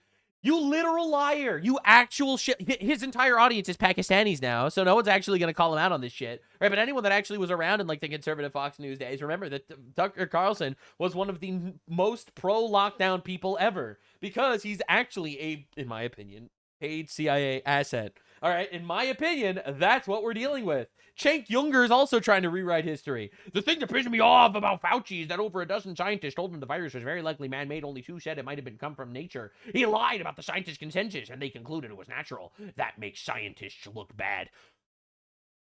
My fucking bitch boy, all right? My animal-loving, abusing, child fat man. The Democrats lied. The leftists lied. The CIA lied to push leftoid propaganda campaigns. All right? It's not Fauci lied about what scientists told him to make scientists look bad. So my guy, what are we doing here? All right? In fact, if you look at old clips from the Young Turks, it is a nightmare. Everyone who believes in the conspiracy is saying that he came out of a lab in Wuhan rather than through food at a market. And he continued to push a conspiracy theory that has already been debunked by our intelligence. Already been debunked. It's already been debunked, guys. Intelligence community. This whole notion that the coronavirus was developed in a Chinese lab. What a stupid notion. Totally debunkered. That has been debunked. Is that I don't know who to trust. Yeah. Right? I certainly don't trust reporters. Because reporters treated this initially as if it was nothing more than a crazy, unhinged conspiracy theory. Yeah. So who do you trust? Which reporters? Which reporters considered it a crazy conspiracy theory? You, bitch. Literally you. Right? You can't trust the legacy media outlets because who could you trust? Who could you trust? Reporters lied to you. Yeah, which reporters, bitch? You? Literally you. Because that was their narrative. Look, I made fun of COVID when it just started. When COVID was starting, I made fun of COVID. And I got a community strike on my YouTube channel, and they took my video down. It came out of the city that has the Wuhan Institute of Virology, a Chinese lab that worked on coronaviruses. Wow. So Anna Kasparian asks, you can't even trust reporters anymore. They lie to you. And Cenk Uygur's like, yeah, you know who lies? The people that are connected to the virology institutes. It was literally them. It was them. Man, that is an awfully large coincidence.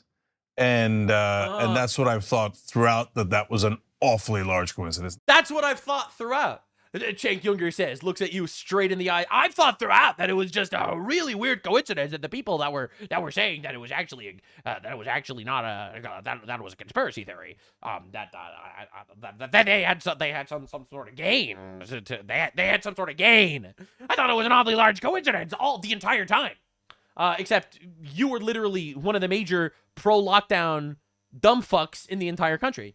Right, you must have been tickling horses in the nether regions before when you were not paying attention, that you were literally one of the major pro-lockdown, pro-vaccine propagandists that were advocating for the deplatforming of people that criticize the mainstream narrative. All right, you and Anna Kasparian both supported that and called everyone crazy conspiracy theories. Theory that has already been debunked by It was nothing more than a crazy, unhinged conspiracy theory. Yeah. So who do you trust, right? Who do you trust? Can't trust the legacy media outlet. No, you can't. It's because that was their narrative.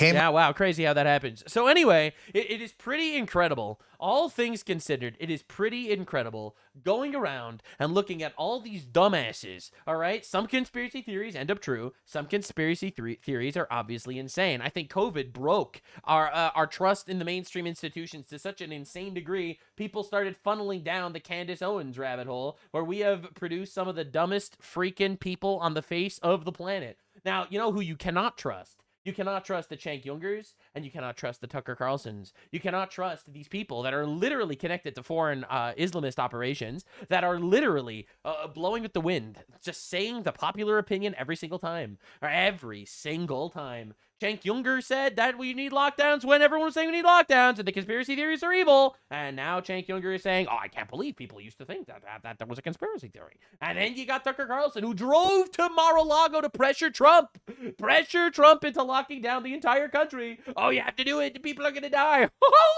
We don't want people to die. Oh, that would be horrible. But also now he's making a 2-hour-long video saying I was right all along. It was a conspiracy theory. These are the people you cannot trust. These are the absolute dipshits that are manipulating us, that are being funded probably by foreign entities, that probably do have connections to governments or CIA or whatever. And these absolute dipshits need to be destroyed. Thank you for your attention to this matter. These are propagandist morons. And we are winning the greater war here. It is happening. For those of you that are unaware, we are actually winning. Either that or the Jews are tricking you into thinking that they're manipulative pieces of shit. But actually, it's the Jews that are tricking you into the fact that they're lying all the time. The fact that they're literally lying constantly to support Islamic terrorism and support radical leftist like Jeffrey Epstein policy. You know, Epstein was pushing lockdowns and stuff. That's a coincidence. And the Jews are tricking you into noticing, probably. That's what I have to say. Not to say that Ben Shapiro is innocent here. He also was like radically pro-lockdown, pro-mask, pro-vaccine. But at least he admits that he was like that. He doesn't sweep it under the rug. And in my book, he was very wrong. But at least he admits he was wrong. Whereas these guys are just straight up propaganda 24/7. Whereas Ben Shapiro is only propaganda like 24/6. He doesn't work on Saturdays. Anyway. Anyway. All right, now apparently I am involved in the culture war, and here I am, low profile, fully demonetized on YouTube, doing my best not to invade anyone's spaces or anything. Well, I'm not a Moroccan invading Spain or anything. But anyway, Shoe on Head apparently called me out in her new video, so we got to lock in and see what Kami Mommy has to say. So the other day, I saw a tweet. I feel like all my videos start out like that. Yeah. The other day, I saw a tweet that said, Woke 1 was crazy. Attached to... Woke 1 was people kneeling for George Floyd. Woke 2 is everyone is now Islamic terrorists. Real, true, yes. I'm so glad people are bringing attention to this. The infamous photo of Nancy Pelosi and a bunch of Democrat politicians kneeling in African costumes back in 20... As they kneel for St. Fentanyl Floyd. Yeah, that's right. He overdosed on Floydinol. It was diabolical. 2020 to honor George Floyd. So sad. What a fever dream. There were many similar posts from people talking about how crazy Woke 1 was, or Woke 1.0. Yeah, Woke 1 was we wear masks. Woke 2 is we want global jihad. I don't know, man. I don't know. As they call it. Leftists talking about what they did wrong during Woke 1.0, how they came off too strongly with things like abolish the police, and how they'll do things differently during Woke 1 was about Wakanda. Woke 2 is Palestine. Woke 2.0. Yeah. You'll get him next time, champ. Yeah, and don't get me wrong, will. 2020 was crazy. At the time, I was a bit preoccupied trying my hardest to get Bernie Sanders and Tulsi Gabbard elected. I don't want to talk about it. But yes, from what I remember, 2020 was crazy. But that was not... Listen, man, everyone makes mistakes, like thinking that Bernie Sanders was ever a good guy. So many people fell for this slob and was like, but he protested for people's rights. He's a communist, and communism is satanic and evil. I made an entire deep dive on my Patreon as to why communism is satanic and evil, and there is no such thing as a good communist. The only good commie is a dead commie, is a quote from someone that I would never say on YouTube, ever, but I made a full deep dive on my Patreon. Woke 1.0. Woke 1.0 started long ago. Long ago when being woke... This is a lore video. ...was called being an SJW. Back when Anita Sarkeesian was public enemy number one. Man. And I identify as... To be fair, she literally went to the UN to talk about how video games need women to be uglier and shit, to remind you of how ugly leftist women are in real life or something. An attack helicopter, believe it or not, was a joke young people told, and not your 65-year-old uncle on Facebook. You see, Woke 1.0 was not George Floyd and COVID masks, no. This was Woke 1.0. All right, I'm ready. Learn what mansplaining is, and then stop. Oh, yeah, I remember this era. I was on the internet during this era. Doing it. Oh, yeah. Are you man-spreading on a subway? Do you have balls between your legs and therefore you can't sit with your legs squishing them in a subway? Oh, I remember this shit.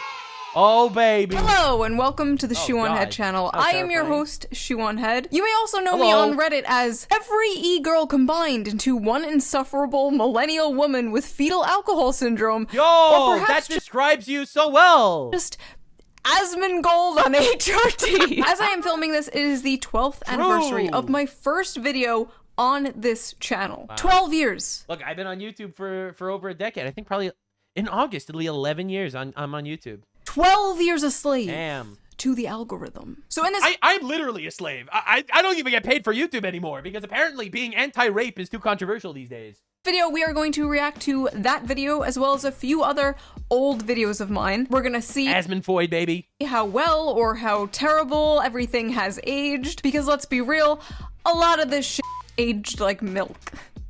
I mean, yeah. Wait, why is the arrow pointing this way? You're a leftist.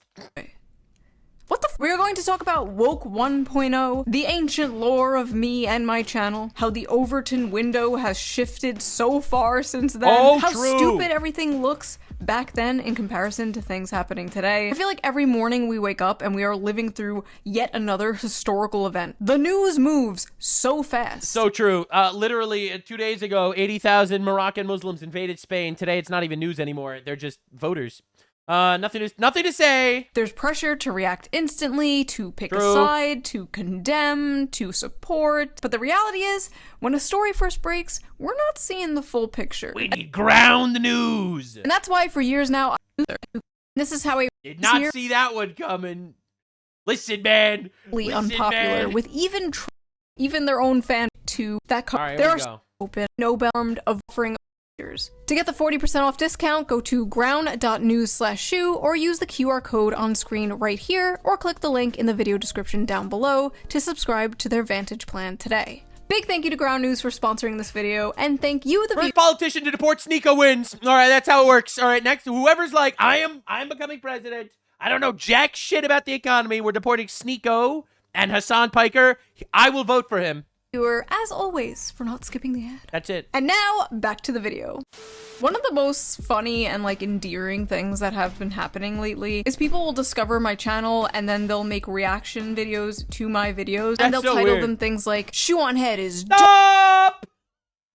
No, not that guy. That guy's cringe. He's blue. He's Jewish. You can't trust him. You can't trust him. He's literally Jewish. done with the left. Shoe Yeah. Yeah. on Head is finally waking up. And it's like, Yeah. I've been woken up. Do Oh, not please. cite the anti-woke magic to me.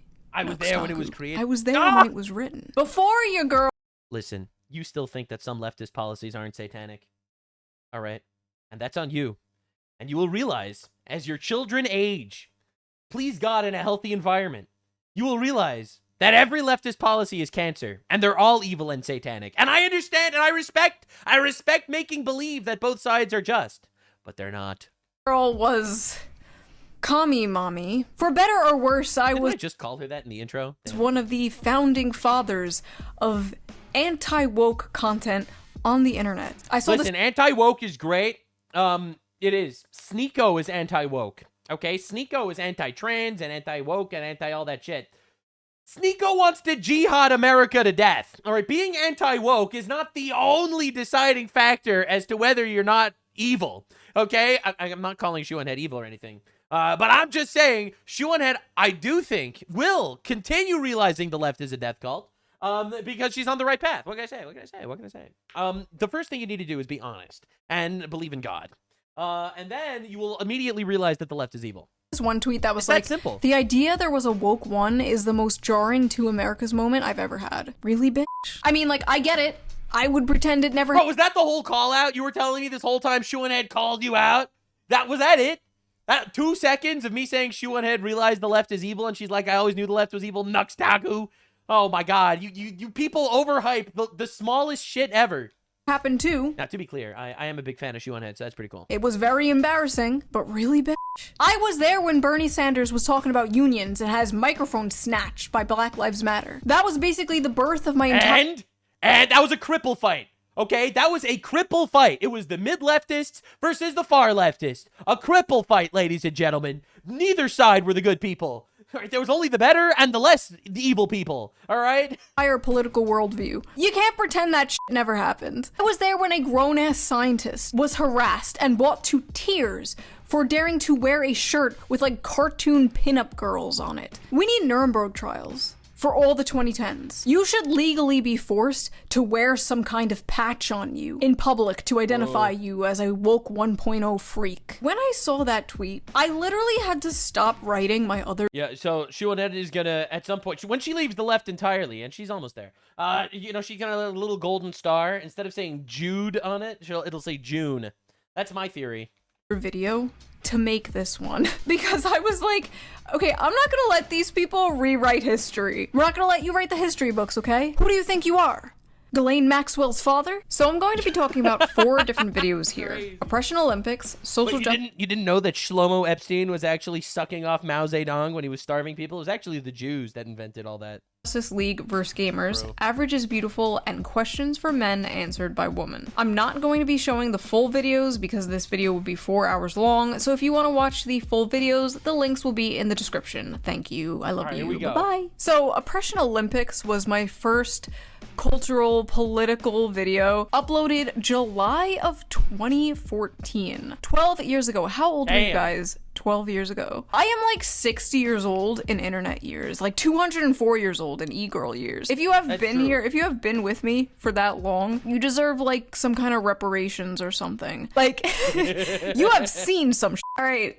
I am about to watch it. I am so scared. I haven't watched this in years. All right, we go. Hey there, pretty lady. Oh, do you wear heels? God. Do you wear makeup? Do you want to go on a diet and get thin? Don't do any of those things. Hey, I'm a feminist. That's right, a feminist in 2014 America. Can my voice even do that anymore? 2014 America. Oh, I can.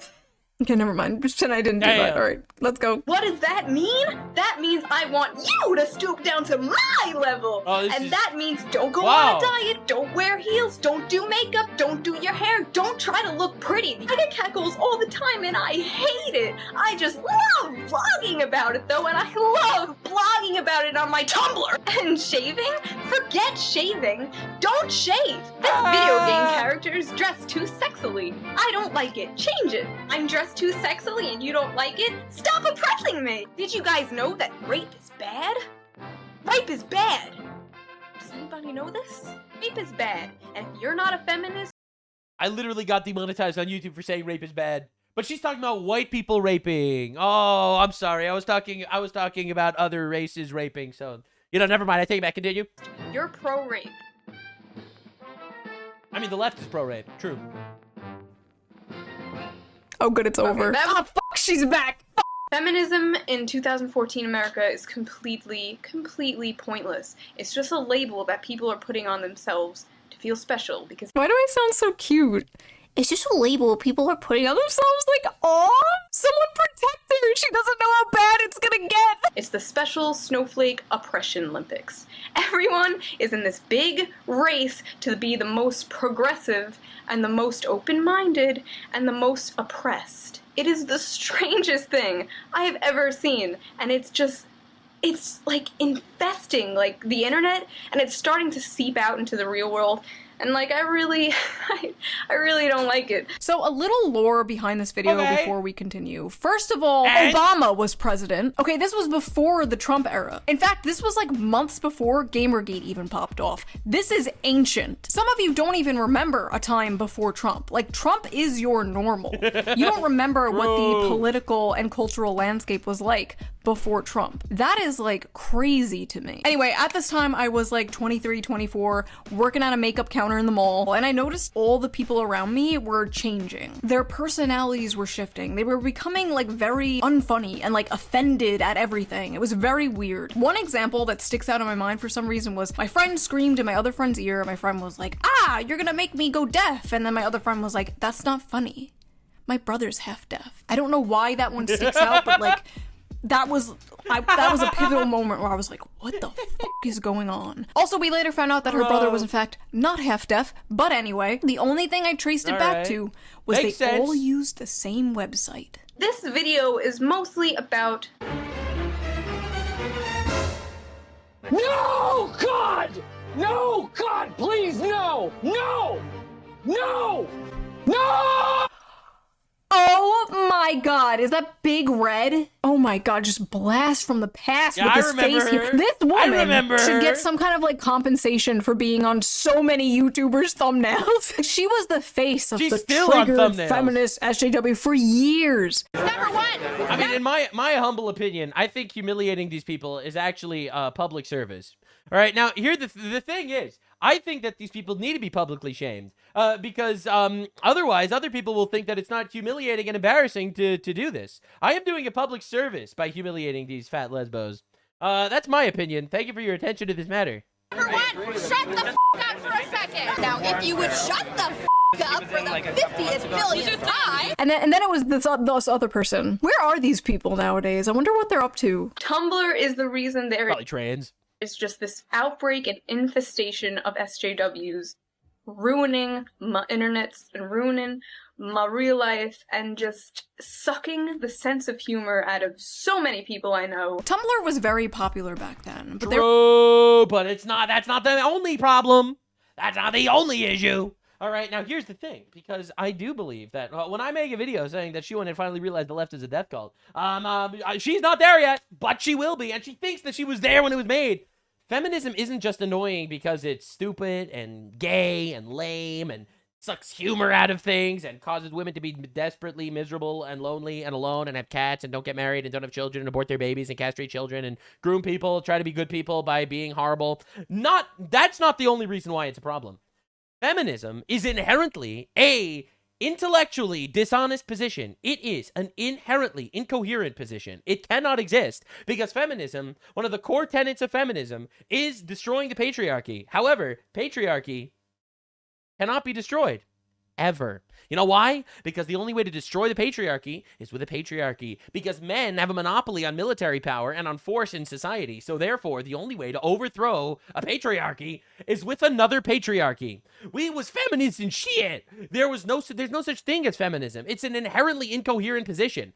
Feminism was just an early example of the left making believe that they didn't understand reality to manipulate people into thinking that that reality is not what it is. All right? It is the first reality denialism that hit the public mainstream. Before, people were saying that men could be women and that women could be men and men are equally strong as women in sports and men going into women's bathrooms totally won't have any form of repercussions on females, and putting men in females' prisons won't have an issue. Or it is an inherently reality contorting, denying figment of your imagination, and feminism is that too. All right? It is part of the commie gobbledygook. All right? It is the same shit. It is a gigantic psyop to trick people into thinking that they'll have power, which they won't have. Because you know who's gonna enforce the law? It's the men. So it's still a patriarchy. You've replaced the patriarchy that used to be masculine with a patriarchy that's homosexual. That's what you've done.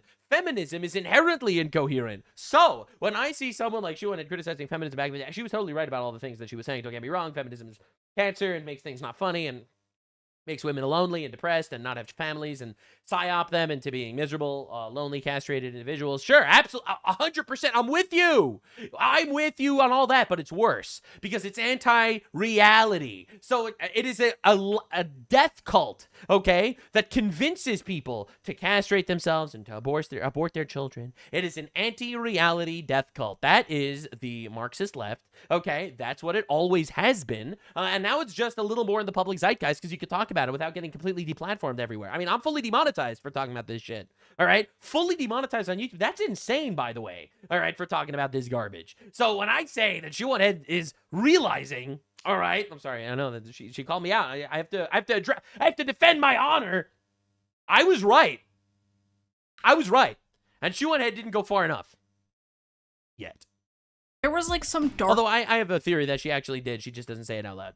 Evil energy coming from it, and I sensed it. And at the time, that is where I thought all this woke SJW shit was coming from. Little did I know, like, a lot of these people on Tumblr were college kids. All this like rape culture, white supremacist bullshit was coming from the college classroom. And at the time I didn't know. I was just a humble makeup salesman. So I was really confused and I felt like I was going crazy. So I was like, you know what? I'm going to boot up the Shoe on Head channel. I'm gonna vent and make a video. Nobody's gonna fucking see it. I don't care. As far as I knew, there was no other videos online talking about this subject. So I just filmed it, edited it, uploaded it, and left. Like, I didn't check the comment section, and I didn't even know that Thunderfoot, a YouTuber, shared my video, and that's how it originally blew up. Wow. And from there, I found out, oh, there's more people who agree with me. I found like Sargon. That's pretty awesome, actually. Of a cod and like the honey badgers. It was crazy to feel like, oh, I'm not going insane. What's so funny is a lot of the internet online right-wing space, which I think is reshaping American politics, by the way. I think for better or for worse. All right, the future of American politics will be decided by the online morons like you know, people like Asmongold or me or Hasan or Shoe on Head or Nick Fuentes. Like, it's the online space that's really introducing the next generation to politics, whether you like it or not, by the way. So the truth of the matter is, you are not ready. You are not ready for what is about to happen, but this is exactly what we are seeing. And, you know, in my opinion, a lot of the online space, the new right, is... in my opinion, people that are funneled there from the left. The left tortured people into becoming right-wing. People, I never felt the need to go out there and make videos talking about this stuff. Talking about, you know, immigration or morals or biblical doctrine and stuff like that, philosophy and society and feminism and whatever. The reason why I'm doing it is because I was pushed here by the left. The reason why everyone in my space basically did this is because they were pushed here by the left. All right, Shoe on Head made that video because some person in her personal life pissed her off about how she wasn't allowed to make a joke. Asmongold's talking about right-wing politics because they ruined gaming to make everything fake and gay. All right, you know, and the truth of the matter is, so much of the modern right is literally just people that were tired of the leftist lies. And that's going to be the future of America. Things are changing. They're all in this big competition to see who could be the most progressive and the most tolerant, at the same time being the most annoying and the most intolerant people that I've ever met in my life. It is just a big... It's the oppression Olympics. Labeling yourself as a feminist. Stop. Welcome to neo-Marxism. It's not about right and wrong because they don't believe in morals, because they're evil and a death cult. They don't believe in morals whatsoever. You see, I'll go a step further than you, Shoe on Head. It's not about they have a different moral compass. They don't have a moral compass. They are evil because they don't believe in objective morality. All right, they reject God. They reject morality. So they have to view the world via a false duality of oppressed versus oppressor. That's it. That's how they view right and wrong. Stop it. It is not a movement anymore. You do not need it.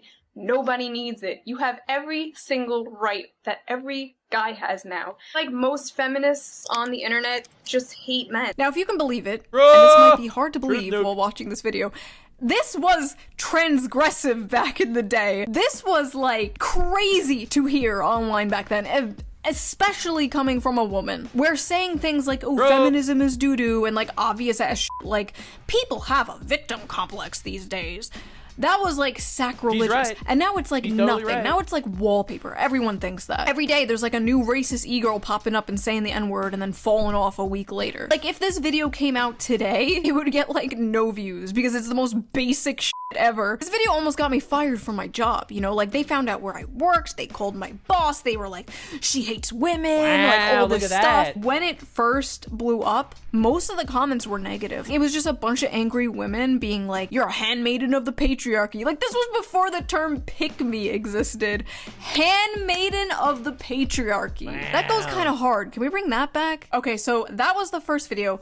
Let's watch another one, shall we? I got the idea. If that was the only time she called me out, that one little moment at the beginning, then we're good. I got the idea. If you want to finish watching her video, you should definitely check it out on her page. I don't believe in reacting to videos that I feel like I can't really contribute my own stuff to, so I will call it here. But look, man, I'm really glad we have people like Shoe on Head actually saying things. Look, I'll disagree with her on different policies. She is way more socially liberal than I am. She believes in all forms of socialized healthcare and cancer like that. Stuff like that. She falls for, I think, a lot of the slopaganda these days. I'm not gonna lie. But all in all, she's the truth seeker. She's a truth seeker, and she believes in God. So I think she's on the right side. She loves our country, and in my opinion, that's awesome, actually. So I will support her. I have a very, very simple doctrine, because I see so many people in my chat say, oh, you like this guy and that guy. Well, they don't like each other. I could not give less of a fuck, okay? I don't have a problem with you if you like our country and you believe in God. The end. That's the criteria. Thanks for your attention to this matter. Oh, but Nick Fuentes criticizes the Jews. He believes in God, he likes our country, and he has his points that I disagree with. So I really don't care. Hasan Piker hates our country, hates God, and he needs to get deported. Thank you. Thank you for listening to Nux Doctrine on basically who I listen to online and who I think is cancer that needs to be excised. I would be more graphic, but YouTube and fully demonetized, and you should support me on Patreon because over there I could say things. So if you want to support me on Patreon, that'd be very appreciated. Thank you so much. And now that our anti-American filth in the country is getting called out by everyone, people are so tired of this slop, the garbage, the garbo. Hasan is completely exposed. It is humiliating needing to be that guy. Imagine being a dog shocker, going around, everyone knows you shock dogs, and now this happens. I want y'all to know Oh my God! Oh my God! Lesbians for Palestine. Let's go. Let's go. It's the younglings for Anakin. I came on the podcast because I saw that y'all was in Hasan's orbit, and I was like, I have to clout chase. I was about to make a joke about how there's a 42% chance something was going to happen to that man with boobs. But I'm not going to make that joke. That joke will be exclusive on Patreon. And we'll get you there. No, that's fair. Thanks. We have him on speed time.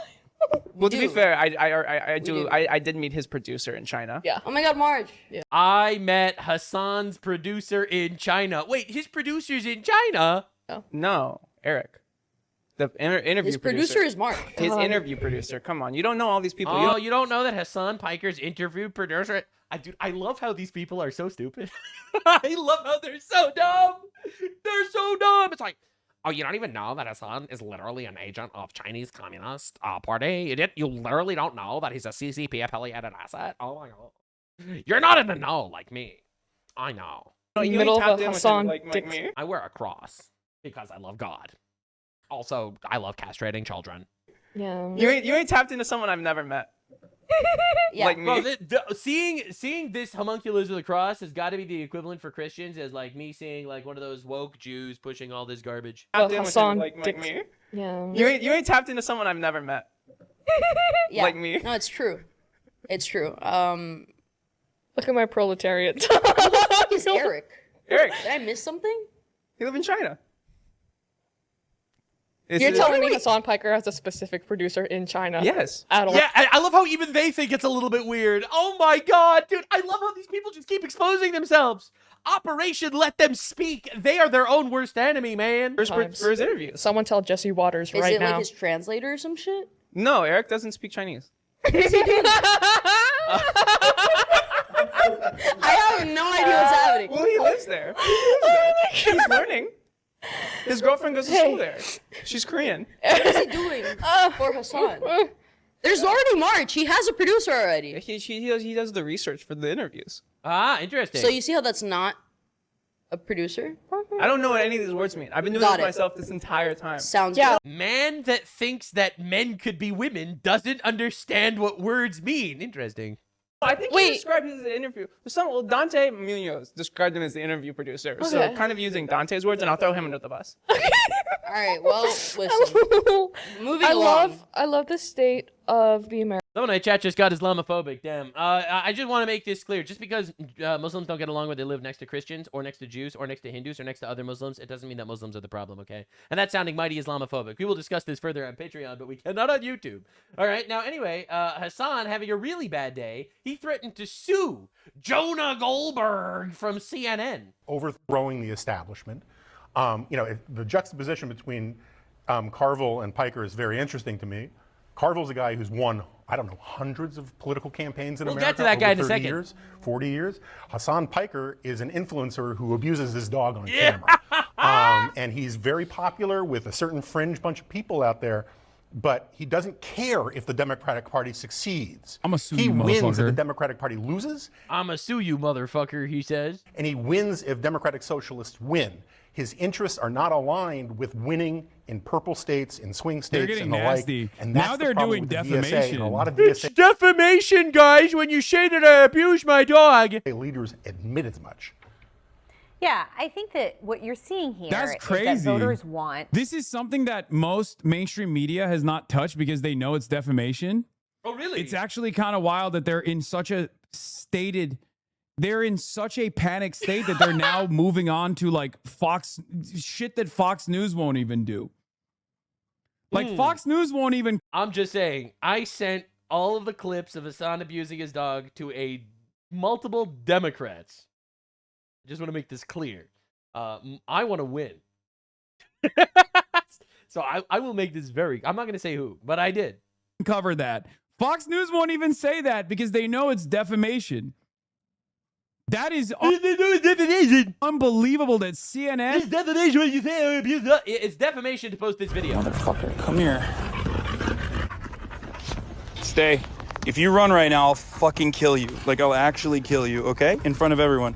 Stay. Posting that video is defamation, by the way. You should note. All right, if you post this video, you might be doing defamation or something. So the Hasan freakout on CNN continues. And is now entertaining defamation. Also, the other reason why Fox News doesn't do that is because Fox News loves you, bro. What do you mean? Look, I am just here profiting. Well, not really profiting because I'm demonetized. But I am profiting, metaphorically speaking, on the cripple fight. All right, the mid-left versus the far left is absolute cinema. Let these people slaughter each other, baby. It's awesome, and I am enjoying it immensely. Someone's going to say, hey, should I vote for the left? I wonder what the left believes. And they're going to pull up dog shocking Diddy Piker in one moment, and they will decide immediately. They will immediately decide, wait a second, this guy's like literally pro-terrorist? Wow. When Fox News wouldn't even touch. Oh, for those of you keeping track at home, this time it was the Jews. Is that a majority of Americans wouldn't vote for a Democratic Socialist for president. So what also not great. That's Democrats wild. At the end of the day, pick They must someone be who could fucking. ultimately win. They must be and I do think scared, that the way dude. the Democratic They must be scared, dude. They must be so scared. They're probably so scared. Oh, no. That's why they're lying about me. So Jonah said I went easy on that fraud when talking about Hasan. Hey, Jonah, you seem real scared about the changes taking place in American politics in CNN panel, buddy. Is everything okay? And he gets literally ratioed by a CNN libtard. I'm not scared. I think you guys will fail because your ideas are stupid and very, very old and will fail wherever they're put into practice. Price controls are older than Christianity, for instance. Your Mao shtick is moronic and takes advantage of your fans' ignorance. I think you're cosplaying a radical kid of a privilege and apologist for murderers and terrorists. You're not scary, dude. You're a poser. I think it's hilarious you streamed my comments to your easily duped fans. Oh my God, dude. And the funny thing is, Jonah Goldberg is a dipshit. All right? He is a classic center-left Trump derangement syndrome dipshit. He called you a poser and he still got the ratio. And it's a ratio from leftoids. Bro, we are watching a fantastic cripple fight this evening on today's episode of Cripple Fight. In the right corner, we have the center-left, the CNN, the Democrat establishment. They hate Trump. They have no other policy. And on the far left, we have the up-and-comers, the Islamists, the terrorists, the dog shuckers. In today's episode of Cripple Fight, who will win? And we all know the answer is Marco Rubio will win. For those of you that are unaware, Marco Rubio will win, Hasan will get deported, and we will get a president. I think the major reason why we're keeping Hasan in the country is because he is doing such a fantastic job just being the face of why the Democrats suck at everything. Now this Eric Hovakim guy that was exposed on this podcast for being Hasan Piker's interview coordinator or whatever. So this Eric Hovakin dude. Well, Eric Hovakin was a video editor on Zoran Mamdani's campaign. Work on a few of these videos, and much like the 100,000 or so New Yorkers who volunteered for the campaign, Interesting. He recently moved to China as an open supporter of the Chinese Communist Party. He posts pro-Chinese military edits, filmed a Uyghur restaurant in China in order to try and claim that there is no Uyghur suppression. There is, by the way. All right, he claims that China liberated Tibetans from slavery by invading and annexing their country. All right, understand, Hasan supports genocide. He supports concentration camps. He supports terrorism and imperialism. When China does it. All right, he's against, Western nations defending themselves from invasion, but but that he loves. All right, just understand. Now, one of the Hasan fan dipshits, all right, goes and asked John Fetterman, just to show you the leftist infighting, which is absolute cinema. I love it so much. Oh, Zadio. Oh, yeah, the pro-Hamas. Well, I'm not sure about that. I don't know why your network's so pro-Hamas. I'm asking you about American public opinion, Senator. Hey there, Senator. How you doing? Who are you with? Prem Tucker with Zateo. How are you? Huh? Prem Tucker with Zateo. How are you? Zateo, by the way, is Mehdi Hassan's interview media agency. Sorry. Let's try that one more time. Sure, yeah, you're okay. Prem Tucker with Zateo. Tucker? Yes. Tucker Carlson? No, like Tucker Carlson. Prem Tucker with Zateo. Oh, Zadio. Oh, Yes, yeah, the pro-Hamas. Well, I'm not sure about that. You guys Just are great, drop site. The pro-Hamas, pro-Hezbollah. pro-international law, Senator. But anyways, what did you make We're pro-international law, because we love when good guys get raped. of that? I want to apologize to the Zadio fans.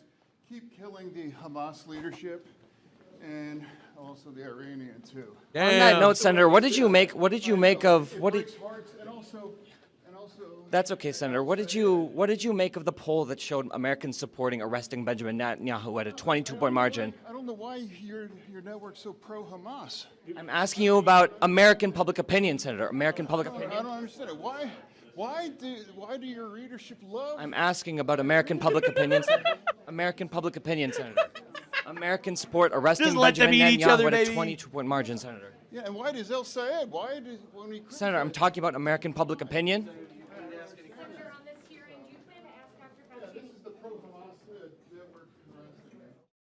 Oh my god, dude.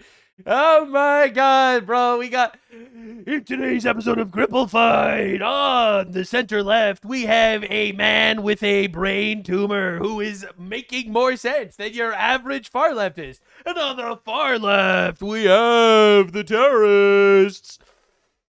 Bro, it's just insane watching these people every single time. In a major movement, Democrat strategist James Carville says he will leave the Democratic Party if they work with Hasan Piker. Dude, I told you, I love Hasan for this, bro. Not sure what to understand what went down his. Now remember, this guy created Obama's campaign, Hillary's campaign. Doing, but to talk about the larger Democratic Party post the election in Michigan going forward, I am not going to be in the same party with Hasan Piker. I can tell you that right now. If he becomes a force in the Democratic Party, I'm out of here.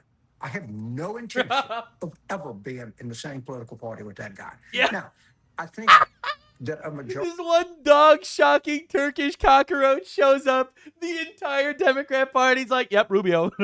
So, bro. Overwhelming majority of Democrats agree with me. Uh-oh. But this idea that we're going to seize the means of production and just go look at the DSA platform. You don't have to look any further than that.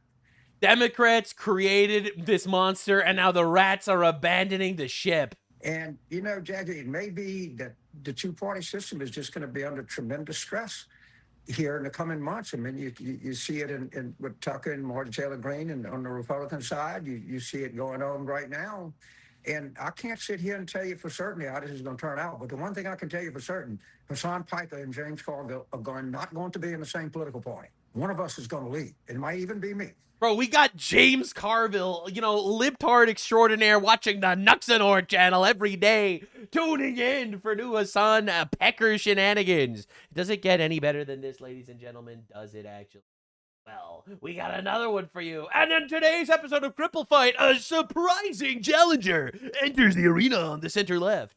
And it is Bill Maher. On today's Cripple Fight, we have center-left, anti-Trump, Trump derangement syndrome Bill Maher going up against national heavyweight dog, shocking terrorist supporting Zoran Kami Mamdani. And finally, new rule: Donald Trump has told 1 trillion lies, but when he says the Democratic Socialists of America are actually communist, that's not one of them.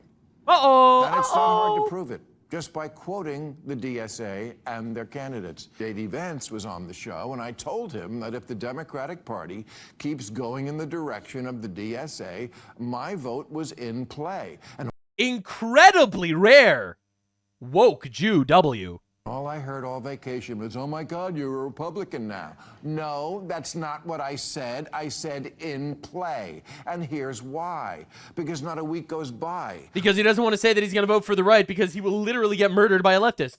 You know, in today's episode of Cripple Fight, the center left is secretly voting for the right because if they say publicly that they vote for the right, they will get killed by a leftist. Islam, to prove its peacefulness, they will kill anyone that insults them.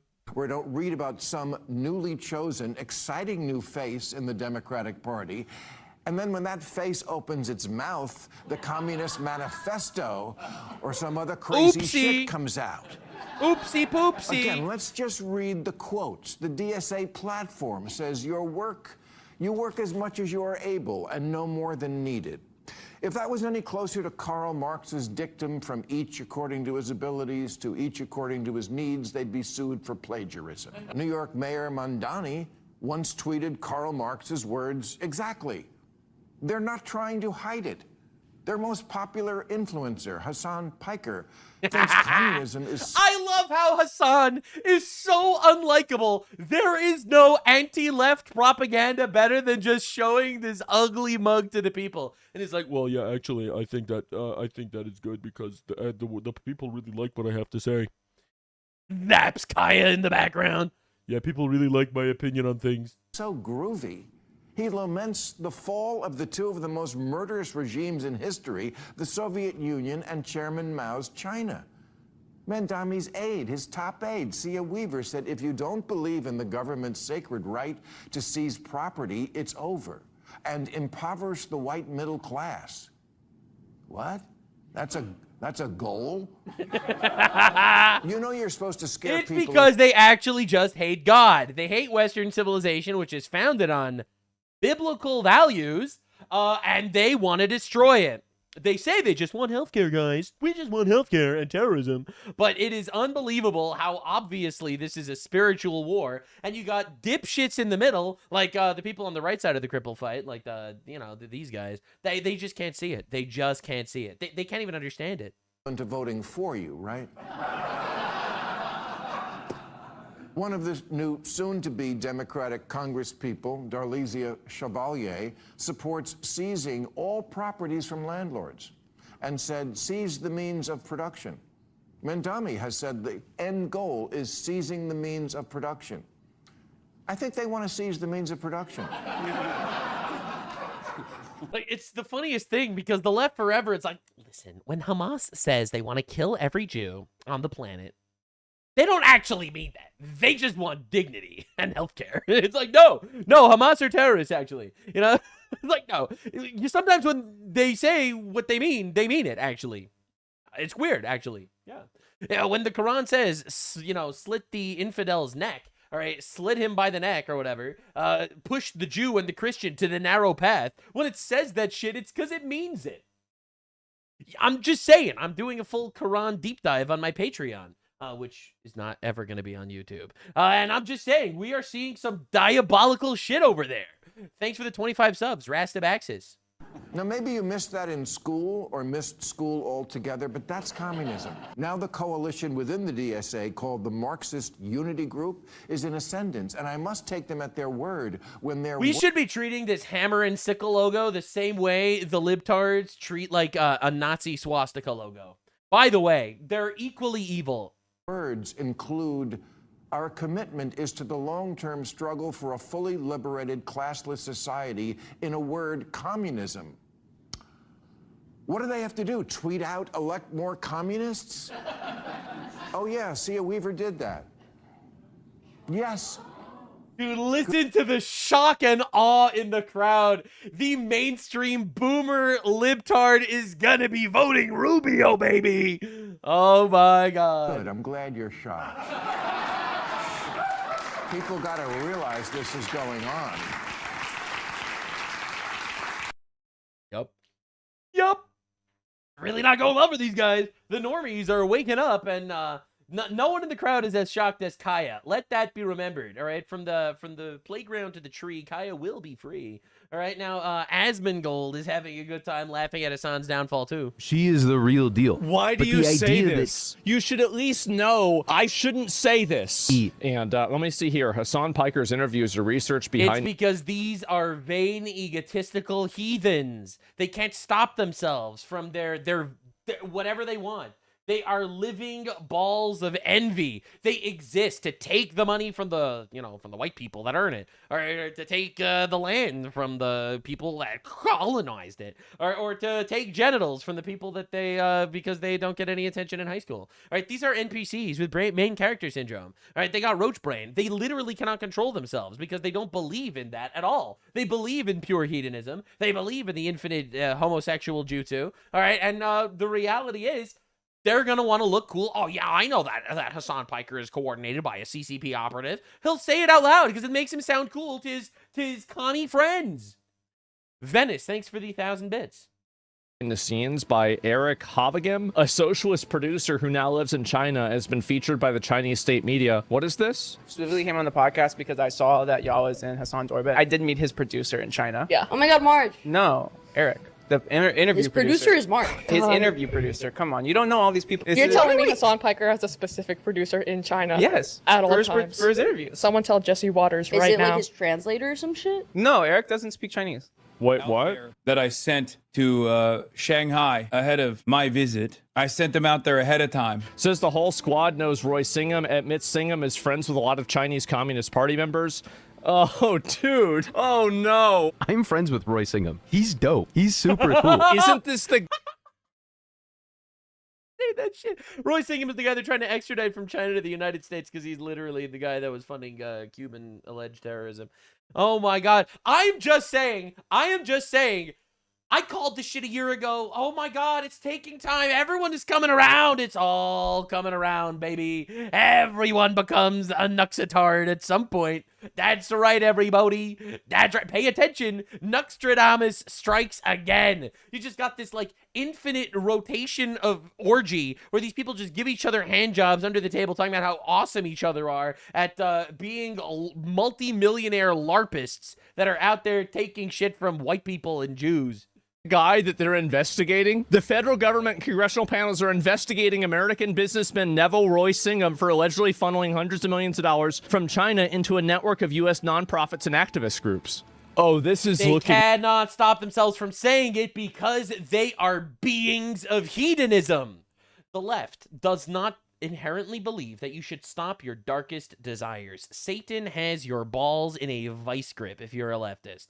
The left is a death cult. They're evil. All right, they believe if you want to have sex with that guy or that thing or those people, you should just fucking do it, ladies and gentlemen. That's what the left believes. You want to be a woman? Go for it. You want to cut your balls off? Go for it. You want to walk into a women's locker room because you say you're a woman? Go for it. You want it, you get it. It does not believe in self-control. Self-control is an inherently religious concept. It is a concept that is inherently based on Western values, on biblical values, and these people do not believe in that. So they cannot stop themselves from talking. They're animals. Really bad. And the idea that he has... Socialism, by the way, is pure envy, all right? The 10th commandment, all right? Thou shalt not envy your neighbor's property and wife and stuff, all right? It is pure envy. I want it, I'm going to take it. And these people, these egotistical bastards, they're just going to be, I'm friends with Neville Roy Singham. He's a I'm friends with him. I love him. I coordinate Hasan's podcast. I work for I try to help the Cuban government destroy America.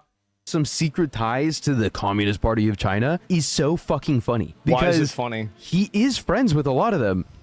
I'm friends with Jodie Evans, co-founder of CoPink. She's fucking dope. Man. That is Roy Singham's wife. And I texted her when the subpoena dropped. What's going on here? And she basically said, don't fucking worry, bro. The whole squad out here, we all know him. She is a revolutionary woman for sure. She's linked up with, maybe I shouldn't. No, she's talked about this. She's linked up with Fidel Castro. She's linked up with Hugo Chavez. She was just in Venezuela talking with Nicolas Maduro's son. She is the real deal. Why do you say Operation Let Them Speak, ladies and gentlemen? this? You should at least know I shouldn't say this. They say it because they get an ounce of clout. An ounce of clout. She's been doing this literally her entire life, but every time I think about Doesn't that make it like what? How's my that even decision an to argument? leave America, Eric Hobbin was a video editor on She's a revolutionary. She slept with a millionaire. Yeah, that's right. the Zoran campaign. I was fortunate enough to Classic example, by the way, of women in the workforce. Of women. Yeah, she's a revolutionary. She's changing society. Oh, what did you do? She slept with a billionaire. And now Cuba's up and up. work on a few of these videos. I decided to move to China. Wow. Like, as a dude, I feel sorry for the Uyghurs being used as a pawn by the CIA to The Uyghurs are literally put in concentration camps in China. foment unrest. I feel bad for the people of Taiwan who overwhelmingly do not want to be independent. I feel bad for the Jews. They're forced to kill 70,000 Palestinians in Gaza. The poor Jews. The poor Jews killing Palestinians. This is so sad. This is so sad. And I feel the worst for the people of Tibet, who were literal slaves up until they were recently liberated. You and I have been subjected to a lot of CIA revisionist propaganda Wow. that's only now getting its own Wikipedia pages. Hopefully I'll be able Wikipedia, which is also run by these progressive morons. to visit all three of these regions over the next Bro, year this guy literally lives in West Taiwan trying to make believe he's like in a real country. or two, and try to scrape together better anecdotal experience. Twitch, if I were to call for the killing of Asmongold, I love how like people are gonna blame the Jews for this. You know that, right? Like, oh, you didn't know that Xi Jinping's father was actually named Shlomo Epstein? Coincidence? Yeah, like, yeah, bro. so that China's economy can prosper, would that be a TOS violation? Well, yeah, because it wouldn't even be true. What are you talking about? I literally got unbanned from Billy because I liked Black Myth Wukong so much. Do you know how many fucking Chinese games I play? These are the people that I've always said many times, if you don't go after these people, they will try to kill you. The fact that this person, like, he's... Yeah, because the left is a death cult. Paying attention, shoe on head. I was right. I am right. The left is a death cult. You think, well, they have some good ideas. No, they have no good ideas. They are evil and satanic. They need to be destroyed peacefully and non-violently. You know, I would never call for violence on YouTube. Definitely support me on Patreon. living in China. Has this person been charged with treason or something like that? Probably not. We don't charge people with treason anymore. We just let them do it. The big issue is that you have all of these foreign governments and foreign influences that are trying everything that they can to win over the hearts and the minds of the American people. And the problem is that the American people are so stupid, they'll go along with anything. So this is basically, he has some kind of commie Chinese agent working with him. I'm not surprised by this. I think anybody could have expected this. It's pretty... I mean, I called it. I literally called it a year ago. Nuxtradamus, right again, it turns out. So anyway, before you fall for the newest slopaganda and psyop, the libtards are waking up. And in this season of Cripple Fight, it looks like we are the ones that are going to be reaping all of the rewards. Thank you, Hasan, for literally being the most unlikable fucking guy on the planet. Absolute patriot. By accident, but we appreciate you.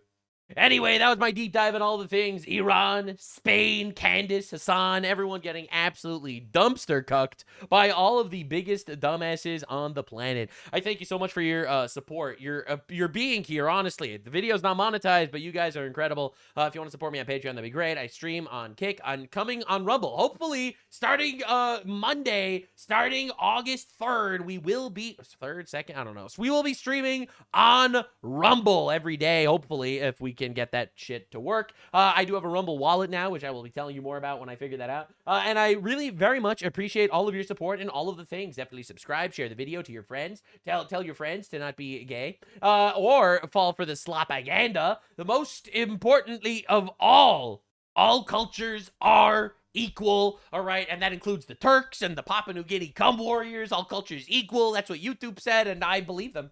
I believe them. I have nothing to add, no questions to say. But if you want to hear a slightly different opinion, you should support me on Patreon. But on YouTube, all cultures are equal. That's where we stand. Bye.